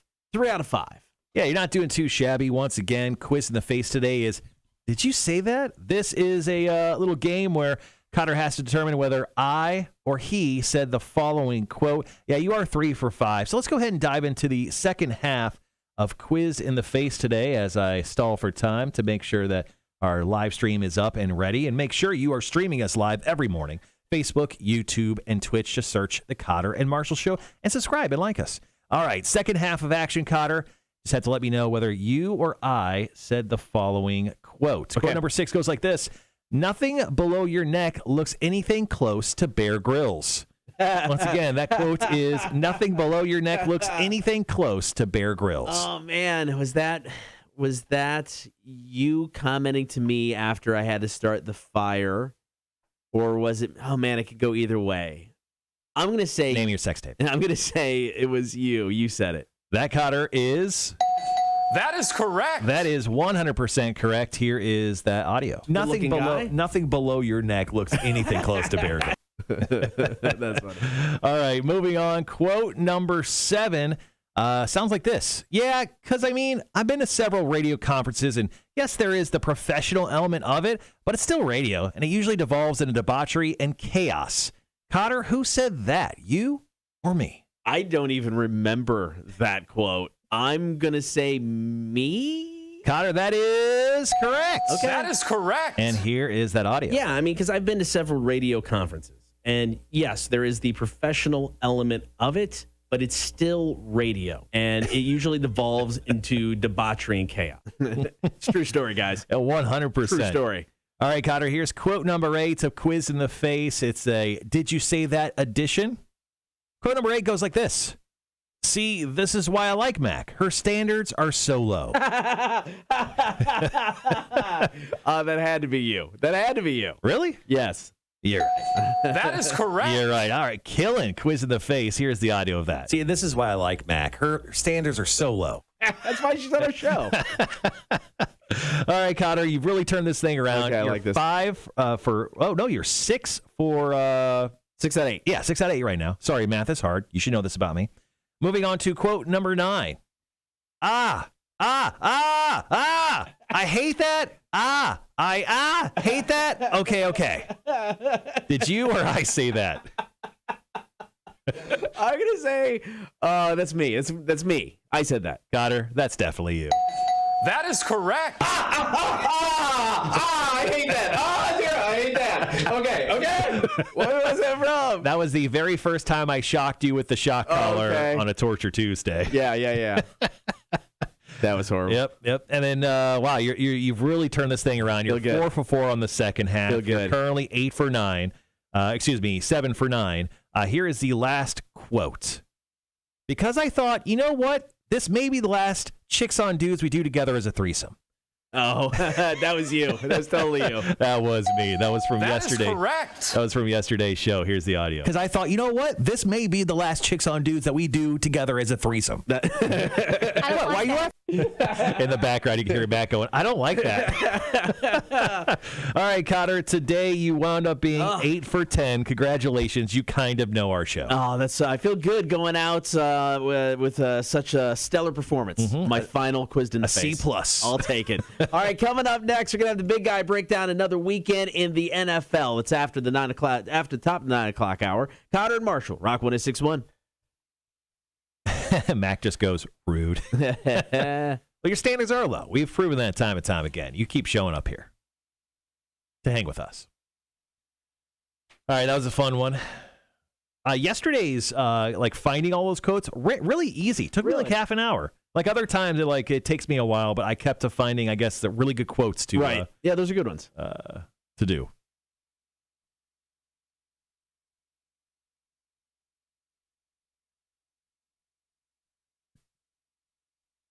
Hopefully, in the future, we will return with more quiz in the faces.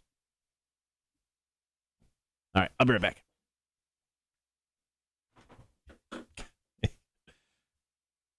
All right, guys, once again, thanks for hanging out with us this morning on the Kotter and Marshall Show. We're into our last hour of action.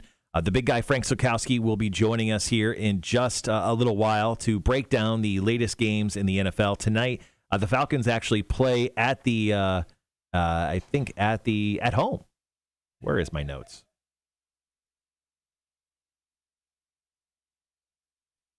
Yeah, the Falcons play in Atlanta tonight, taking on the Patriots. So that game you can watch on NFL Network, Fox, or if you got Amazon Prime, you can also watch it there as well. But Falcons got a home game tonight. Good luck to the Falcons.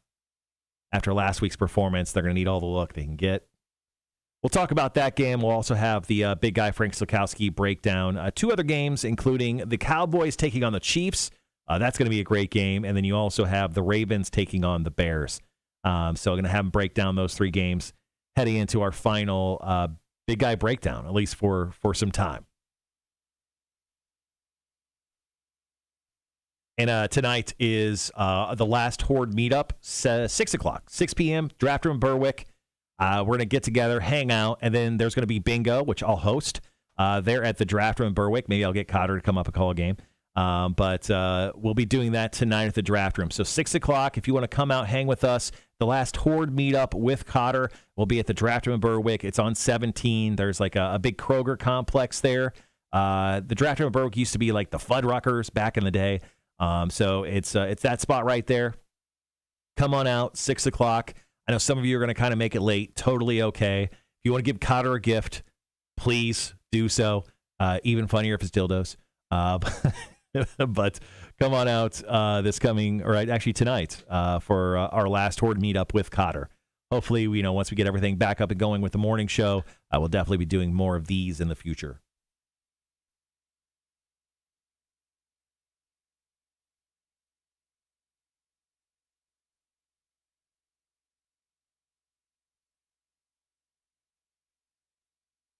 Mm-hmm.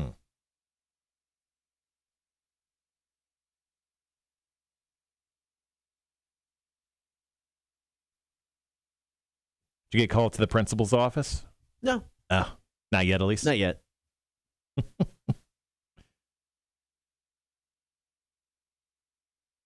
Let's see. All right. Yeah, we got some time, so I'll wait on calling him yet.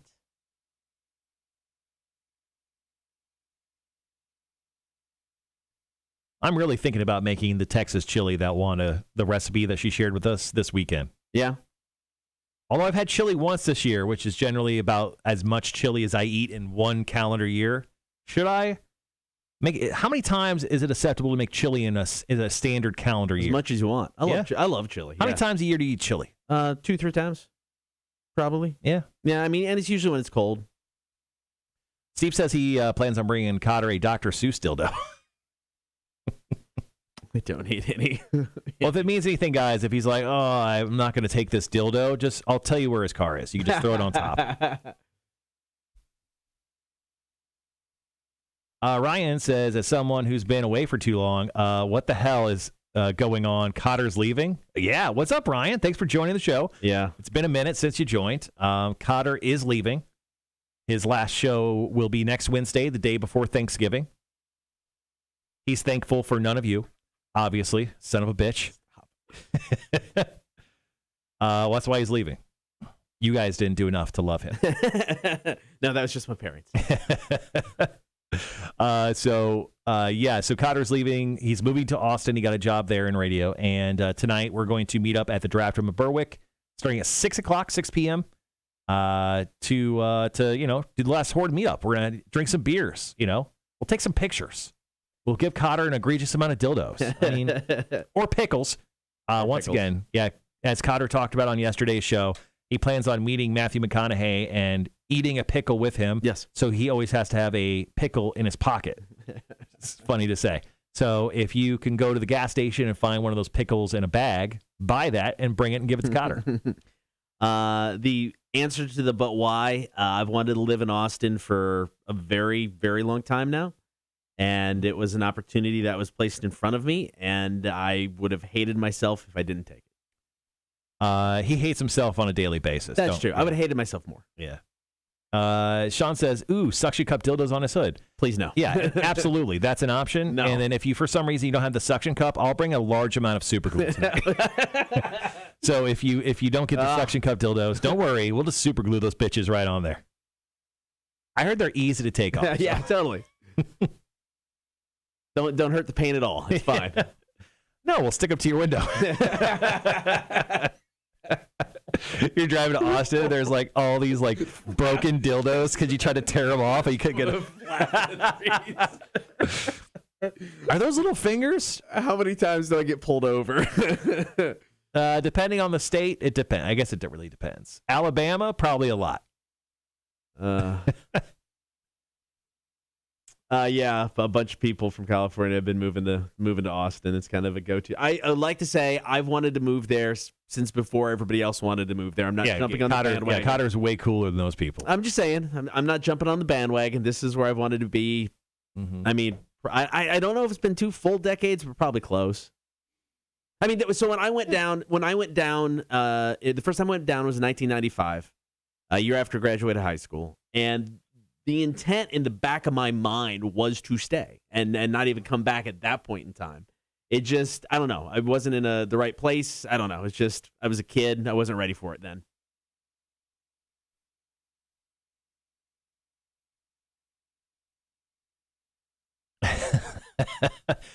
Sean's mentioning that we should put dildos on your car, then put some candles around it to make people ask questions. He's also, are you bringing my picture on the clipboard to this meetup? Oh, that's a good question. Do I still have that? I was going to say, we still have it. Bring it. Yeah. I mean, I have the clipboard. I think, no offense, Sean, I got rid of that picture. That picture was like, that was in July. We can get another one. Yeah, I'd have to go look at his face again. That'd be rough. It's going to be tough looking at it in person.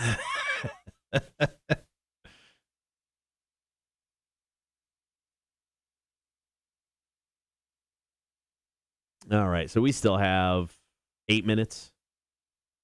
Okay. So I'll call the big guy here in about 4. Gotcha.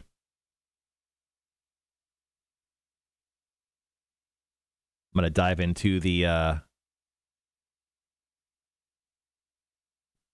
deep reaches of the Reddit news section so I could find some good stuff for you.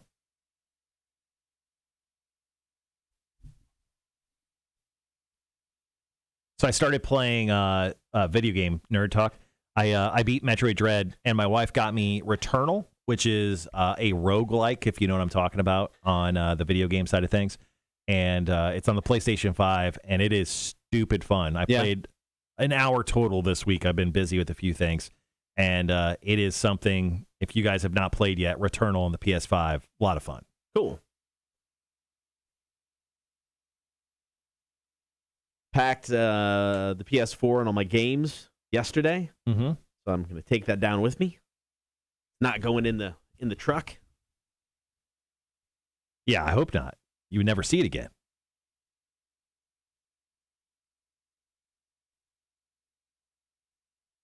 Speaking of, we were talking about cruises earlier. So Disney cruises will require passengers ages 5 and up to be vaccinated starting in January. Huh. Why not now? Why I don't know. It's weird. Have they not been a thing and now they're going to? They said, well, I mean, technically children vaccines weren't available until a little while ago. Yeah. The requirement will begin January 13th, 2022. So just in case you have a Disney cruise, heads up, your kid's got to be vaccinated if they're 5 years or older. Did you hear that the Astroworld show, which was a disaster? Yeah. Did you hear that they have someone has filed a $750 million lawsuit against Travis Scott, the people who created the festival, and Drake, who performed like briefly at it? Why Drake then? He showed up as a surprise performer that no one knew about, and he did like 5 or 6 songs that he bounced, and like he's getting because he showed up. Jesus, he's probably fine. Yeah. What's the suit? I mean, it's for wrongful death. It's like an overarching suit, and then anyone who is associated with it, they can all kind of join in. Jeremy says, "Hey, I just woke up. Can you all start the show over again?" All right, yeah, shit. I guess if Jeremy wants so. We'll start with about last night. We got a great story about a fidget spinner UFO. You're really going to love it. Greg says you can get dildo tire stem caps. That would be amazing. I didn't know those existed. Just go around putting them on people's cars, see how long it takes them to notice. Lindsay says, hearing about video game talk and immediately perks up. Yeah, I got a chance to look at the... they're doing the Video Game Awards. They do that in December each year, and they put out the nominees, and I'm kind of excited. I think they did a really good job this year. The VGAs, Video Game Awards did. Ryan says, I was thinking of getting Returnal, but at the time there was no saving. There's no saving the game. There is now. They have a suspended cycle where you can actually essentially save your game and come back to it. Guys, I got to do the delay. I forgot to do that. Hang on one second. Be right back.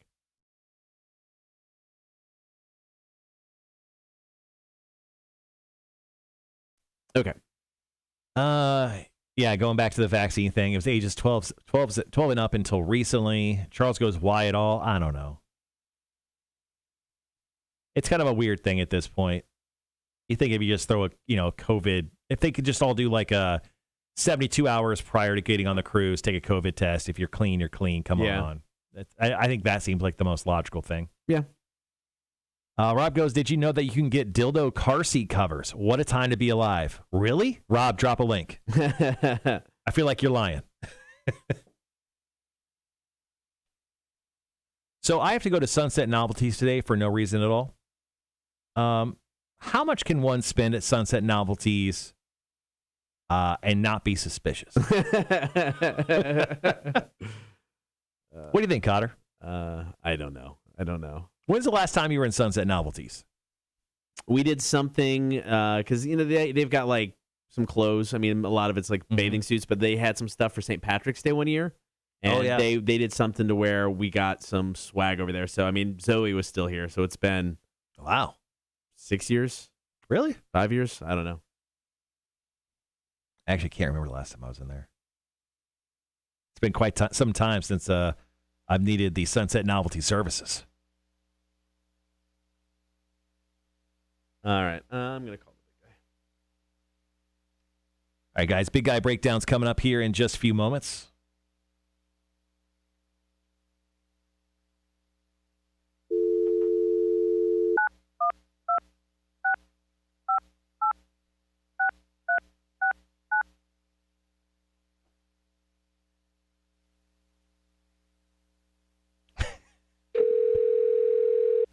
Greg dropped the dicksbymail.com website. Good morning. What's up, big guy? Hey. Mr. Sulkowski, how are you? I'm here. I'm plugging along, just trying to get through the week. Perfect. Hey, I got a question for you. Yeah. I don't know. Have you heard that Kotter is leaving Rock 106.1? I thought I heard that roughly, a couple of weeks back. So his last show is next Wednesday, the day before Thanksgiving. I don't know if you are available, but would you be able to come into the studio a little after 9:30 next Wednesday? Would you be available? That may be a possibility. Let me double check on some stuff, though. Okay. That sounds like a no. Cool. Let me just double check. Are you having a party? So we have a very special last day planned for Kotter. We're going to bring in ghosts of future, present, and past, and nice. we're essentially going to shame him for 4 hours. Yeah, and we'll do that. But I'll message you on Twitter, and I'll shoot you a DM and triple check and make sure you're good. But we'd love to have you on. You'd go on. Yeah, actually, I think I have you kind of penciled in as I penciled you in as a maybe. But I think I've penciled you in as one of our last guests. I think you are possibly like the last guest. So the closer. Yeah, the closer. Me and the strippers. Come in last. As of right now, I don't have any strippers. That is so. Yeah, perfectly. Well, Kotter's okay. asexual, so it really doesn't mean anything to him. We got about 2 minutes. Are you? Sounds good. Speaking of hitting the road like Kotter is, are you heading off anywhere with Georgia Southern over the next couple of weeks? We'll be. We'll go to Boone, North Carolina next Friday for the last game. That's it. Oh wow! So next Saturday at Appalachian State, and that's it. They won't be going to a bowl game, but we will be. The plan right now is to travel with Georgia when they go to the semifinals, and if they make it to the playoff and national championship, we'll be going with Georgia. So. That's cool. So with Georgia Southern, obviously they have a new coach already. Is he like is he on the sidelines or no? He's just kind of hanging back. No. Okay. He's really on the road recruiting and in the office and evaluate. He's not doing any sideline coaching or any of that stuff. He's going to let this current staff finish it out before he takes over. So it's Clay Helton, right? Yeah. Okay. Yep. So it was a really good hire for Georgia Southern. So we'll see. Where did he coach previously? USC. Pretty good. All right, we got about 40 seconds. Next time we talk, we'll be on the air. Sounds good. All right.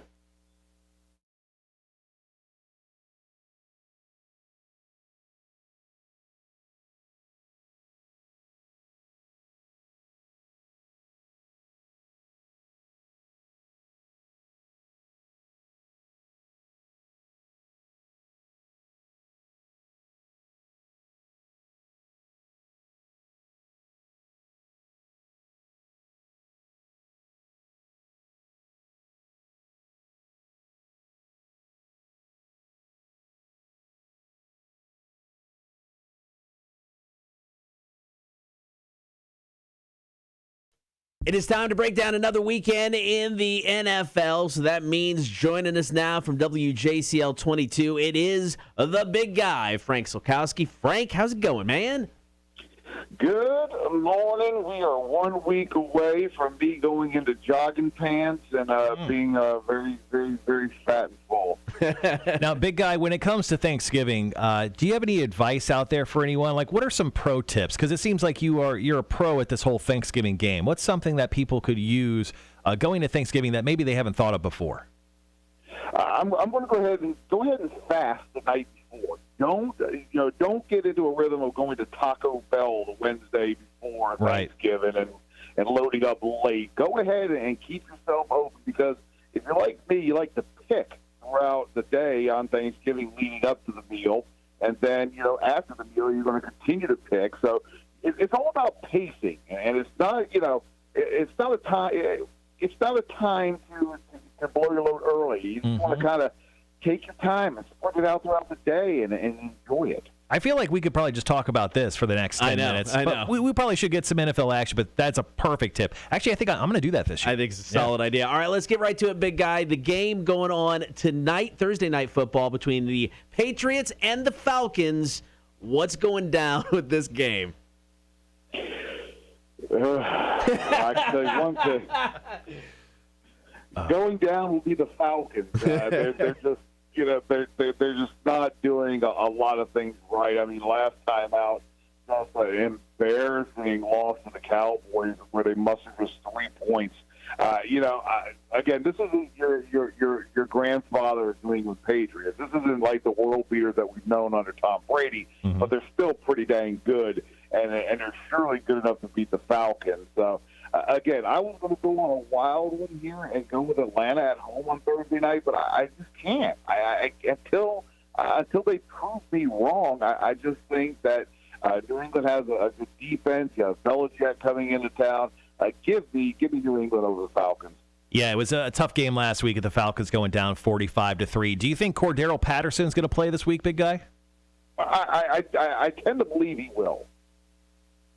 Perfect. All right, so let's get to our next game, big guy, doing the breakdown. You have the Baltimore Ravens and the Chicago Bears. Of course, I picked this game. I have to get the breakdown here. Tell me there's a shining light. Tell me there's an opportunity where the Bears could possibly upset the Ravens. 1 o'clock on CBS this Sunday. There's always a possibility. So Okay, I'll take it. Silver lining. Yeah. I just think the Ravens are playing really well, and they have an electric quarterback, of course, and this is one of those games, though. But deep down, I think this could be the upset of the week. Yes. I think Chicago is well rested. I think they're improving. I think something tells me that this could be one of those games where Chicago, rights the ship for at least 4 quarters and gives hope to their fan base. And you know what? Give me the Bears in an upset. Yes, I love this. I love you, big guy. I love you. Oh, pandering to Marshall that one. All right, last game, 4 o'clock. 7-2 Cowboys taking on the Chiefs, who are 6-4. What do you think of this one? This is the game of the week. If you're looking at it on paper and the matchups, and have the Cowboys turn the page. I mean, of course, they're in the always scintillating NFC East, so it's wide open for them. Again, they beat the Falcons like a drum. What does that tell you? Well, not much, because a lot of people have been beating the Falcons. Kansas City, we've seen some improvements, but the defense is still questionable. They're not the same Chiefs team that we've seen in recent years. And I don't think this is a Kansas City squad that is in the Super Bowl conversation. They'll be in the conversation against Dallas. In this one, I just think this is going to be a really tight game. Dallas scores a lot of points. I don't think that Kansas City can keep up with it. Give me the Cowboys. All right, big guy, as always, thanks for the breakdown in both Thanksgiving and the NFL, man. We appreciate it. No problem. We appreciate y'all. All right, big guy Frank Sulkowski. Coming up next, we're going to continue the holiday talk. Who's the most likely person in your family to get drunk during the holidays? Well, it's not the big guy. No, it's not the big guy, but I think it's exactly who you expect it to be. We'll talk about that after Volbeat is Shotgun Blues, Rock 106.1.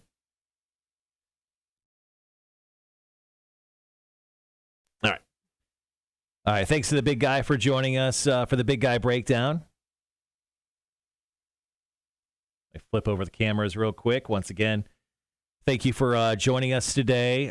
Just a quick heads up, tonight is the night, the last Horde meetup, draft room at Berwick. That's going to happen at 6 o'clock. We expect to see you guys there. We'll have some beers, some laughs. Lindsay will cry. It'll be a great time. There'll probably be more than one dildo. Not my fault. No dildos. How many is unacceptable for you? How many were you're like, why? One is unacceptable. Okay, okay. Right, so one is why. Okay. At what point where there's like more than that are you like, this has to stop? Because 2. I don't know what's going to happen, but I don't know if I like this. Liquid, yes, there is food at the draft room. the draft room has some of actually the best food in the area. Solid, man. You know, with down in the Berwick area, they have fantastic stuff. Highly recommend their Cuban. They have a really great Cuban. The draft room signature burger is really good. I don't know if I've had their burger, to be honest, because I get the Cuban a lot. They have like bacon jam they put on it and shit, dude. It's awesome. Sweet potato fries, highly recommend those. Yeah. And they have over 30 draft beers on tap. So they have actually one of the largest craft beer selections in the area. Yeah, they do have a decent selection, yeah. Rob says at the meetup, if anyone says 69, you got to shout the magic number and bottoms up on whatever drink you got. So we're playing bingo tonight. So 7 o'clock, I'll host bingo for an hour and a half. And then kind of at the end of bingo, it'll be kind of the tail end of the meetup. We're going to be out by 9 o'clock at the very latest. I call 69 like almost every day. So. All right, hold on one second, guys.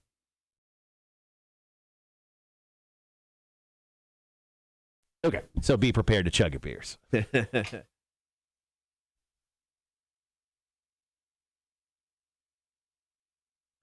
Liquid says, thank you. Got to be like a 2-hour ride with traffic. Well, you know, if they didn't just build a single lane highway between like Hilton Head and Savannah, maybe it wouldn't be that bad. When I first moved to the area, I couldn't understand for the life of me like how somehow the fastest way between Bluffton and Savannah was a like 1-lane road. Oh yeah. Once you got past the bridge, it's like a 1-lane road on top of a 1-lane road with like 4 roundabouts. So like, what the fuck is going on? Steve, it'll be the movie Snakes in the Plane, but it'll be dildos on a plane. Kotter the whole night. People are just throwing dildos at you, just like, swatting them away. I don't like where this is headed. I had nothing to do with it.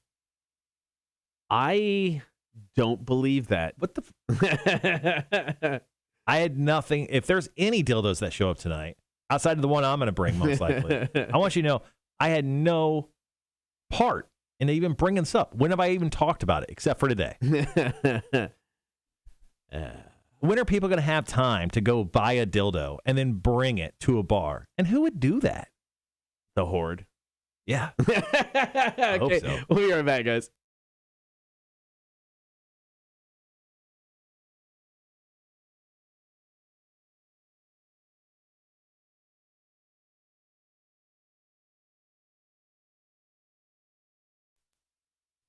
So here over the next month or so, going to be spending a lot of time with the family. Holidays are here, Thanksgiving, Christmas, all of the fun stuff. Well, a recent poll asked people who's most likely to get drunk when the family gets together.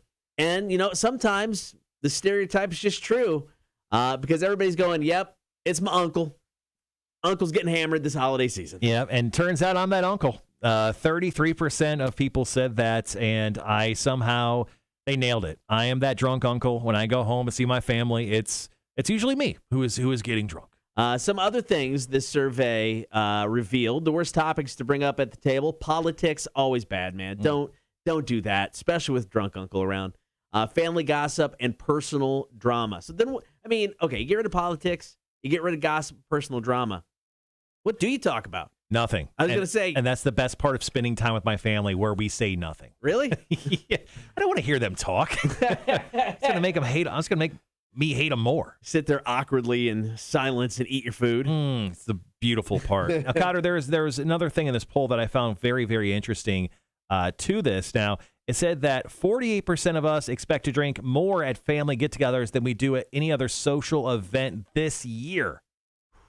And the number one beverage that could ruin a holiday party, with your family or coworkers, is a tie between beer and whiskey. Wine is third, followed by tequila. Tequila.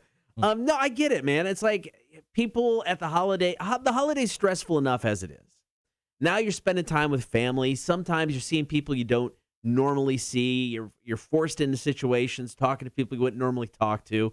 I get it. Sometimes you just got to take the edge off. Yeah, and then I definitely wouldn't go for tequila, especially with tequila, bad choice. I would just go with a low APV beer. Yes. Give yourself a chance to actually survive the occasion. Now, this one I think ties to that one about drinking the booze, because 54%, over half, say at least one of their family members will probably have to apologize the next day. Yeah, probably. I mean, things are said, especially because you know these people your entire life, so you're probably, whatever mean thing you're going to say to them is really going to hurt them emotionally. So, yeah, usually the apology the next morning is going to be mandatory to move on with your day. Have you ever had to apologize the day after? To a family member? Yeah. No, but actually it wound up being a couple years later I had to apologize. They held on to it for a very long time. Okay. Yeah. All right, coming up next, we got Marshall's Music News. Stick around. It's Kotter and Marshall. Rock 106.1.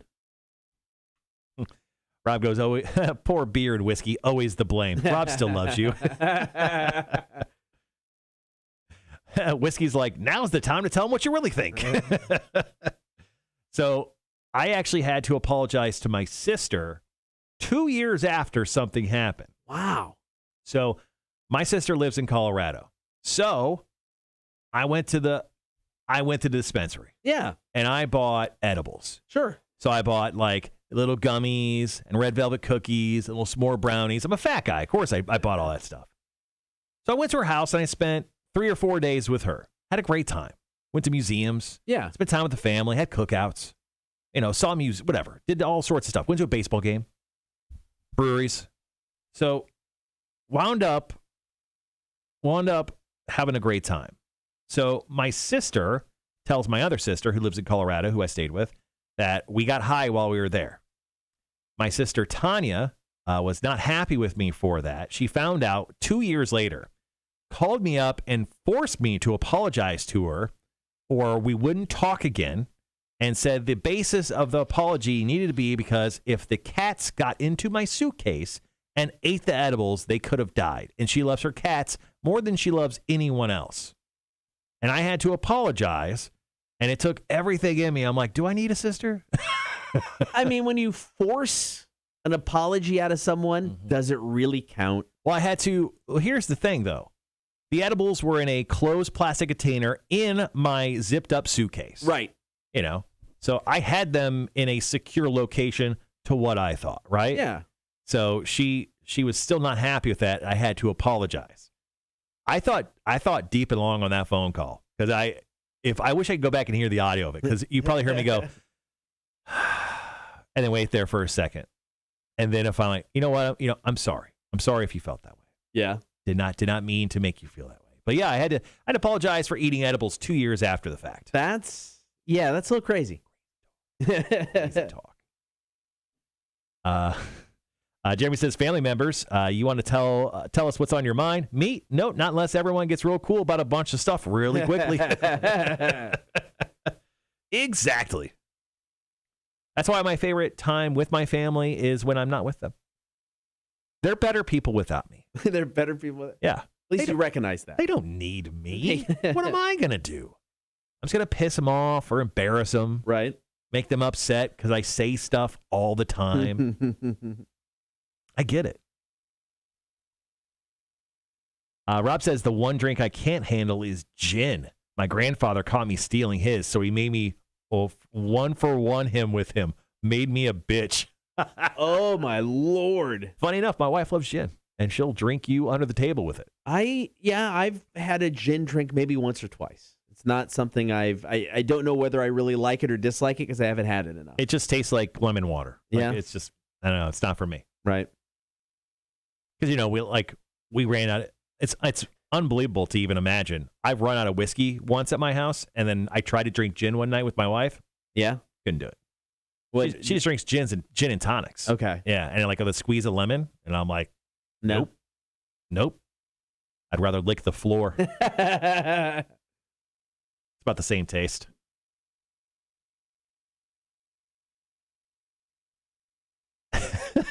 Lindsay goes, okay, y'all, you can't say anything about me being a crazy cat lady serial killer anymore. There's clearly Marshall's sister. Oh, man. You would think I would be like pins and needles because my sister would watch this one day, but she won't.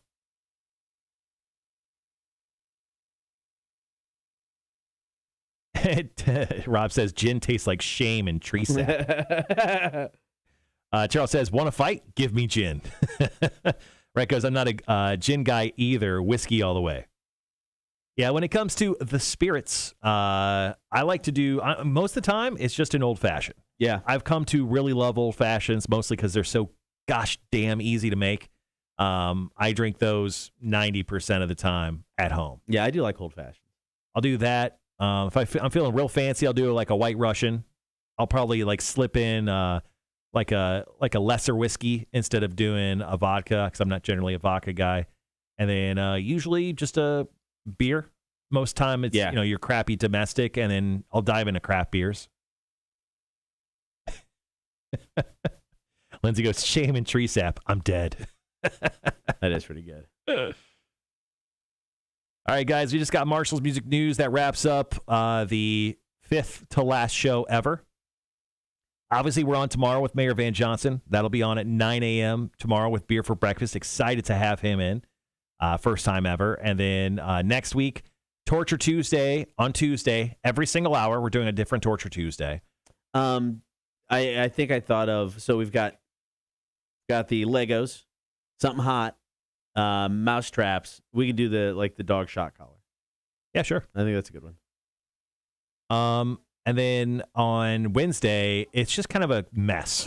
And I think that's kind of how we wanted it from the get-go. So on the show next Wednesday, which will be our final show ever as the Kotter and Marshall show, we are going to have multiple special guests every hour. We're going to have messages from people all over the world wishing you good luck or not. I've listened to some of them.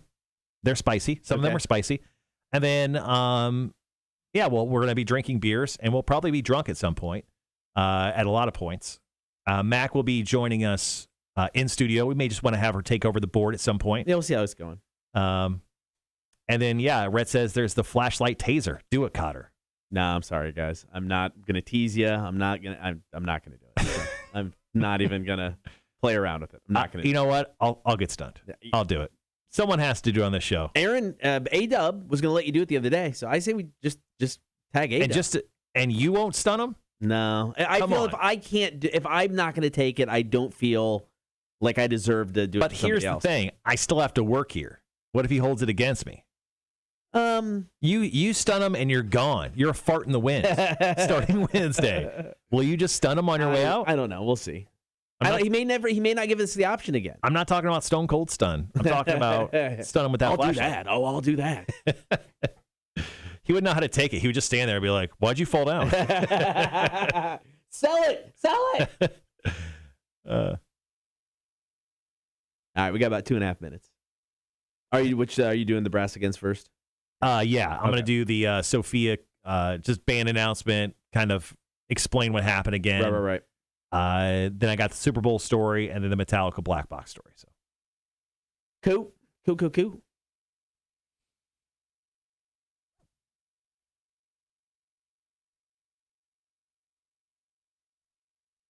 So I reached out to what's the best way to say this? You know what? No, I'm not going to say it. Okay. Something on Wednesday will happen. That's pretty cool. Okay. Mm-hmm. Charles actually has a great idea. This dude's full of them. He goes, I volunteer Tim Jenner for multiple tasings.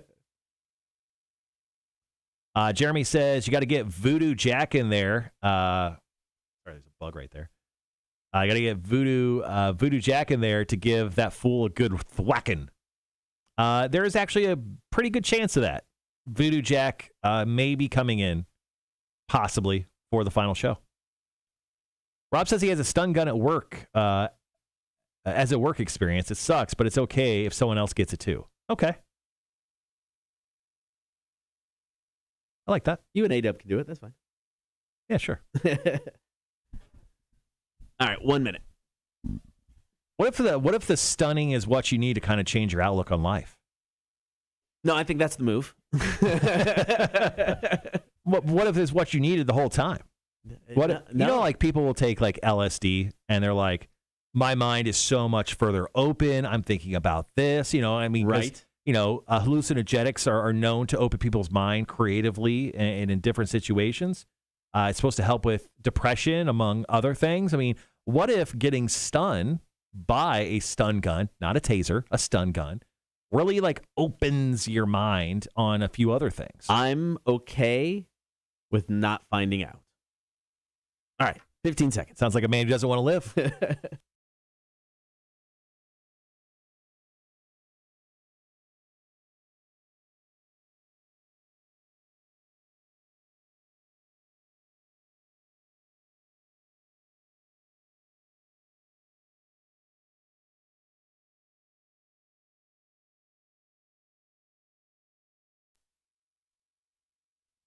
We got story number 1 of Marshall's music news. So Sophia Urista, the legend that is the lead singer of Brass Against, she is the lady who dropped trow and let loose number onesies on a gentleman's face during Welcome to Rockville. She's become pretty famous. Infamous even over these last few days. Well, she has finally put out a statement in regards to her actions about her performance at Welcome to Rockville. She goes, "Hey, everyone. I want to speak on my performance at Welcome to Rockville that happened in Daytona. I've always pushed the limits in music and on stage. That night, I pushed the limits too far. I love my family, band, and the fans more than anything, and I know that some were hurt or offended by what I did. I apologize. I want them to know that I didn't mean to hurt them. I am not a shock artist. I always want to put the music first. I'm grateful for all of your continued love and support."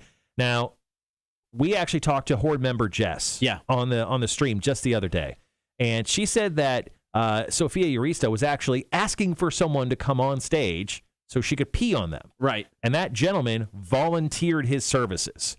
Now, it's something that she asked to do, so if that's the case, why is she apologizing? Yeah. She meant to do it. She literally was like, "Hey, is there anyone around that I could pee on their face?" And that dude was like, "Absolutely, hand up." And that's exactly what happened. So, I mean, if it's an accident, like a reactionary thing, like how can it be an accident? Like she slapped someone or she pushed someone off stage and they got hurt, I would apologize for that. She asked for a volunteer and then she did that, and now she's saying sorry. I don't think there's any apology needed. I mean, did she not think it would become a thing? I mean, did she really think it would just be like, "Oh yeah, that happened, but no big deal"? Yeah, sometimes you see crazy stuff at shows, right? Like we talked about a few months ago about how there was some poo in a mosh pit. That's true. And now there's pee on a stage. I think 2021 is peaking, Kotter, at the right time. We got 2 more stories to go. Stick around. More Marshall's music news. Here's Highly Suspect on Rock 106.1.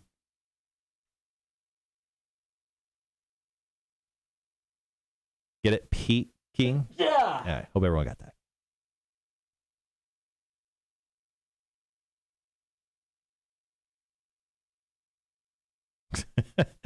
Rob with a great comment here. He goes, "It provides drinking stories. Remember the time we got shot with that stun gun? The story over years grows into how we saved the world with time." I like that.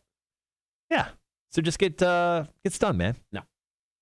What if I stun you with an opinion, and then when you're not looking, I stun you with a stun gun? Extra stunned. Extra stunned. Hey, you know what? That stun equals a tased, so you won't have to get tased now. How about that? Still good. What if I stun you 2 ways?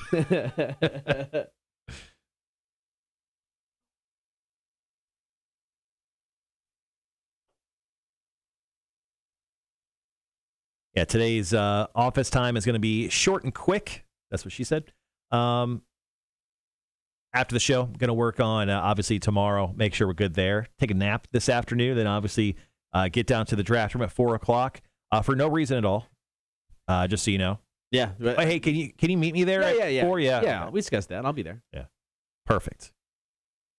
I think I was asked to bring you there, but do you want me to come pick you up at your house? No, I'm good. I can come pick you up at your house if you would like. I'll get there. Okay.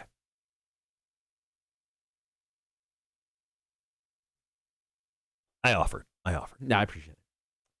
All right, got about 2 minutes.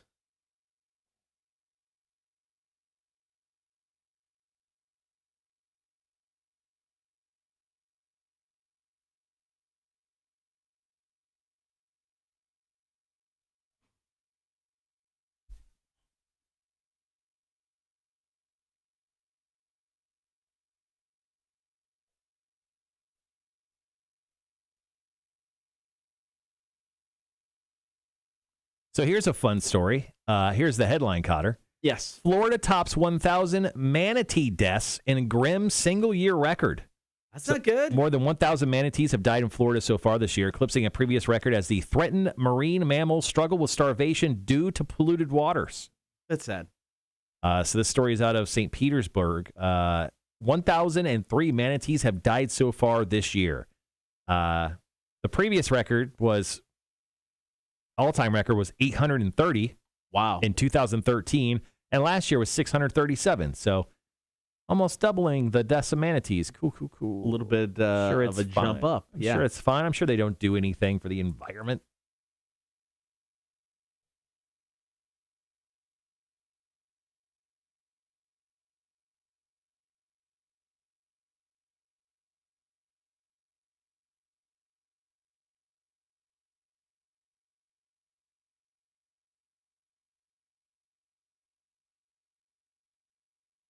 All right, guys, got about 20 seconds. Be right back.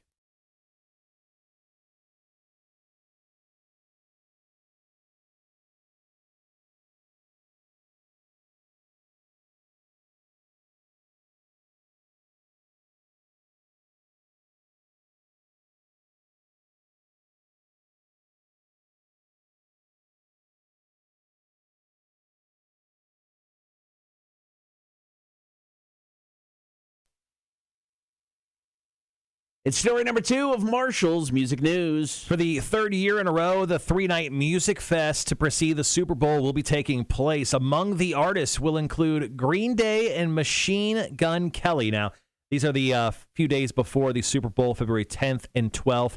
Other artists that are going to be included on this 3-night of festivities is going to be Blake Shelton and Gwen Stefani. Also, Miley Cyrus is going to be a part of the bill, along with Halsey. So they kind of go over the complete spectrum of artists and music when it comes to the Super Bowl weekend. Now, tickets are going on sale for these events here in just a few minutes, actually. At 10 o'clock this morning, if you go to SuperBowlMusicFest.com and you buy them and then resell them, you'll probably make a lot of money. But you can buy tickets to any one of these 3 dates. Yes, Green Day and Machine Gun Kelly will be a part of the Super Bowl celebration. They are not the halftime show. That is Eminem and Dr. Dre and Snoop Dogg this year, but this is pretty cool, too. All right, one more story to go, and then we'll wrap up the show. Kotter and Marshall, Rock 106.1. Jeremy asks, hey, is the mayor going to be enjoying beverages tomorrow during beer for breakfast? I think so. I don't know. They're non-alcoholic. They're non-alcoholic beers, and I've told him that the segment is called Beer for Breakfast, so I can imagine he knows what it is. Yeah. And I told him that they'd be non-alcoholic, and he said yes. So my thought process is he is going to try them. If he chooses not to try them, totally cool. We'll drink beer with him in the room, and we'll talk about all sorts of beer-related stuff. But I believe the mayor is a non-drinker, to my knowledge. Yeah. So we'll talk to him. We'll talk to him why he chooses to be that way. We'll talk to him about St. Paddy's Day. We'll have a few other things that we'll bring up as well. Rez says, I'm watching the new Rockstars breakdown of the Spider-Man No Way Home trailer. So apparently the Brazil version of the trailer had an extra half a second of footage that kind of what a lot of people prove to think is multiple Spider-Man in the film. Due to angles of where people are looking and a reaction that the lizard guy has. I'll have to watch that, Red. I actually I love the YouTube channel, New Rockstars. They deep dive all sorts of nerd stuff. You dying over there? Sorry, man. Yeah, I'm tired. Tired. Nap is a necessity today. Take your shot of Malort if you if you're waiting for Kotter to say you're tired. I think you've taken 3 today, maybe. Speaking of, we're drinking Malort on our last show. Oh yeah, that's fine. We'll be taking a shot of Malort with probably multiple people that day. So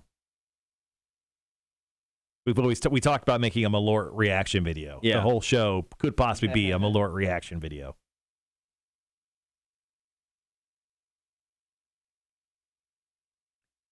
So the first trailer came out for the Pam and Tommy series that's going to be on Hulu. Okay. It's got Sebastian Stan. He's the Winter Soldier. He's playing Tommy. And then it's got Lily James. I'm not super familiar with her, but she apparently has done some popular work. She's playing Pamela Anderson. And the first trailer is all about the notorious 1998 sex tape. Oh, really? So I've not got a chance to watch it yet, but if you just search Pam and Tommy teaser trailer, the first one just went up a little while ago.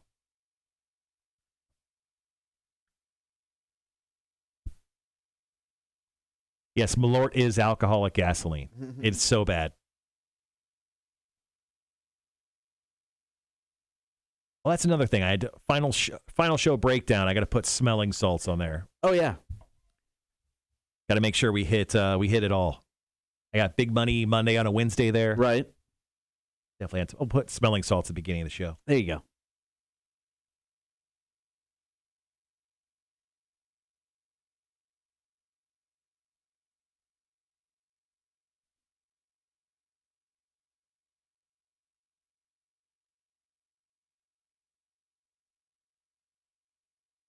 All right, guys. Got about a minute or so left in commercials, maybe a couple minutes. Some Smashing Pumpkins, and then we'll get to the last break of the show. Charles just said he saw the lineup for the Earth Day 2022 in Orlando. I don't even know what that festival is. Hold on, let me look it up. It's Earth Day birthday, right? What it used to be or something. So let's see. Godsmack looks to be playing that show. The 8th edition will be Godsmack, 3 Days Grace, Black Veil Brides, Thrice, Motionless in White, Ice Nine Kills, Aaron Jones, and Lilith Czar. With 4 stages of music, wrestling courtesy of Central Florida Federation Atomic Revolutionary something. And it's happening at the Central Florida Fairgrounds on April 23rd.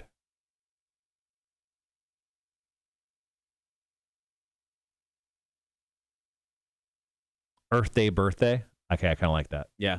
Good old Edie Beatty. Rhett says Fart Gun 3000 making an appearance. Yeah, I can imagine at some point next week the Fart Gun will come into play. That's probably true. Andrew goes, what about the Power Ranger behind Kotter Dibs? That's actually Jake Thompson's Power Ranger. Kotter and I gave him that Power Ranger for his birthday this year. It's the original, it's the first ever action figure that ever came out for the Power Rangers.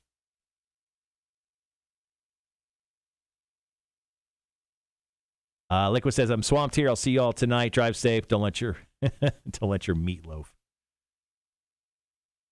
Gotcha. Although we do love meatloaf.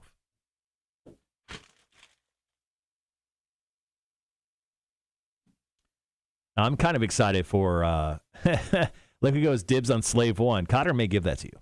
I'm excited for Welcome to Rockville this coming year. Although the headliners, people are kind of split on who they want to see and everything.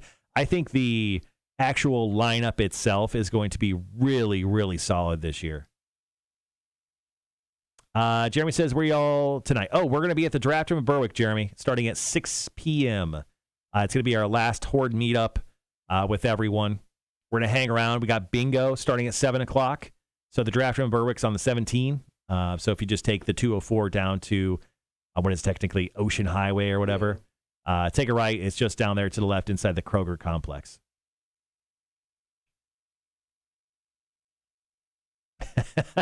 Andrew goes, even better reason to give me that Power Ranger. Screw that guy.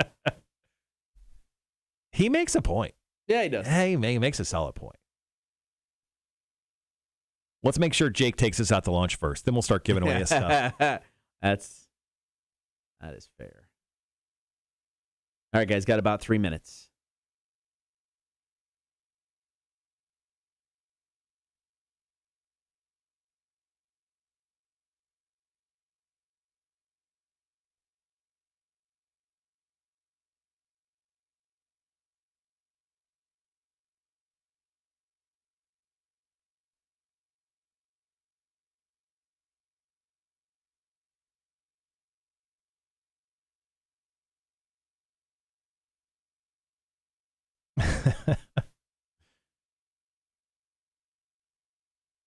I just had a salesperson reach out to me, and they said, hey, we got a remote tonight. Just want to make sure that we're all good. And I'm like, yeah, I have no idea. Do you think they like that response? I'm going to say no. No. I think I wrote, I don't know. I don't know. We should be worried. All right, 2 minutes. It's honestly the truth. Yeah. Who's it for? La Pantera. Oh, okay. Yeah.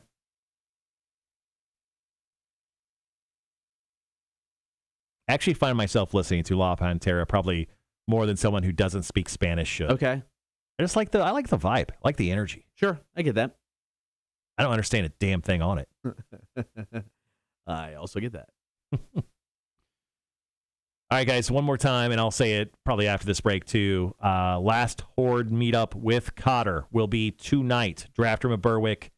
It's on 17. That starts at 6 p.m. tonight. 6 p.m. tonight.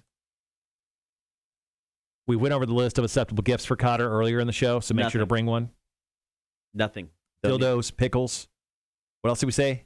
Nipple warmers, and there was one more. I think there's 4. No, I'm pretty sure it was just nothing. Yeah, one of those 3. Oh, nothing was the 4th one, but we crossed that out. Yeah, come with a gift. Draft Room Berwick is at 5730 Ogeechee Road.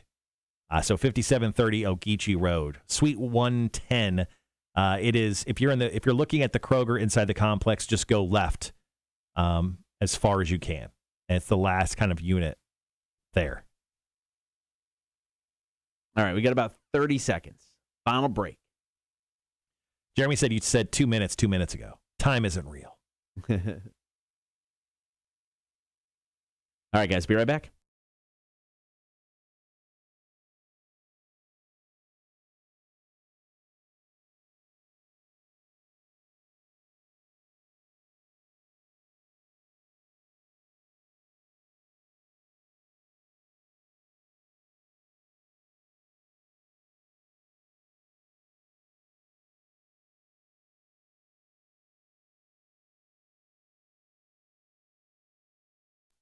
It's story number 3, Marshall's Music News. So Metallica has announced the opening of the Metallica Black Box. Debuting with the Black Album exhibition, the Black Box will offer an unprecedented and ongoing deep dive into every era of Metallica, from the early 80s garage days up to its present status as a multi-platinum stadium-filling hard rock music band. So this is kind of like a museum dedicated to Metallica by Metallica, and they're calling it the Metallica Black Box. The image they actually use is one of those cargo containers, like decked out in flat black with the Metallica logo on the front. So it's actually really cool. Now, it's going to launch, like I said, with the Black Album exhibition. It features a collection of items curated to share in support of the 30th anniversary of the Grammy Award-winning album, 16 times platinum, that was released in 1991. Also, it's Metallica's first #1 album in no fewer than 10 countries, including a 4-week run at #1 in the U.S., but it remains unchallenged as the best-selling album in the history of Nielsen SoundScan,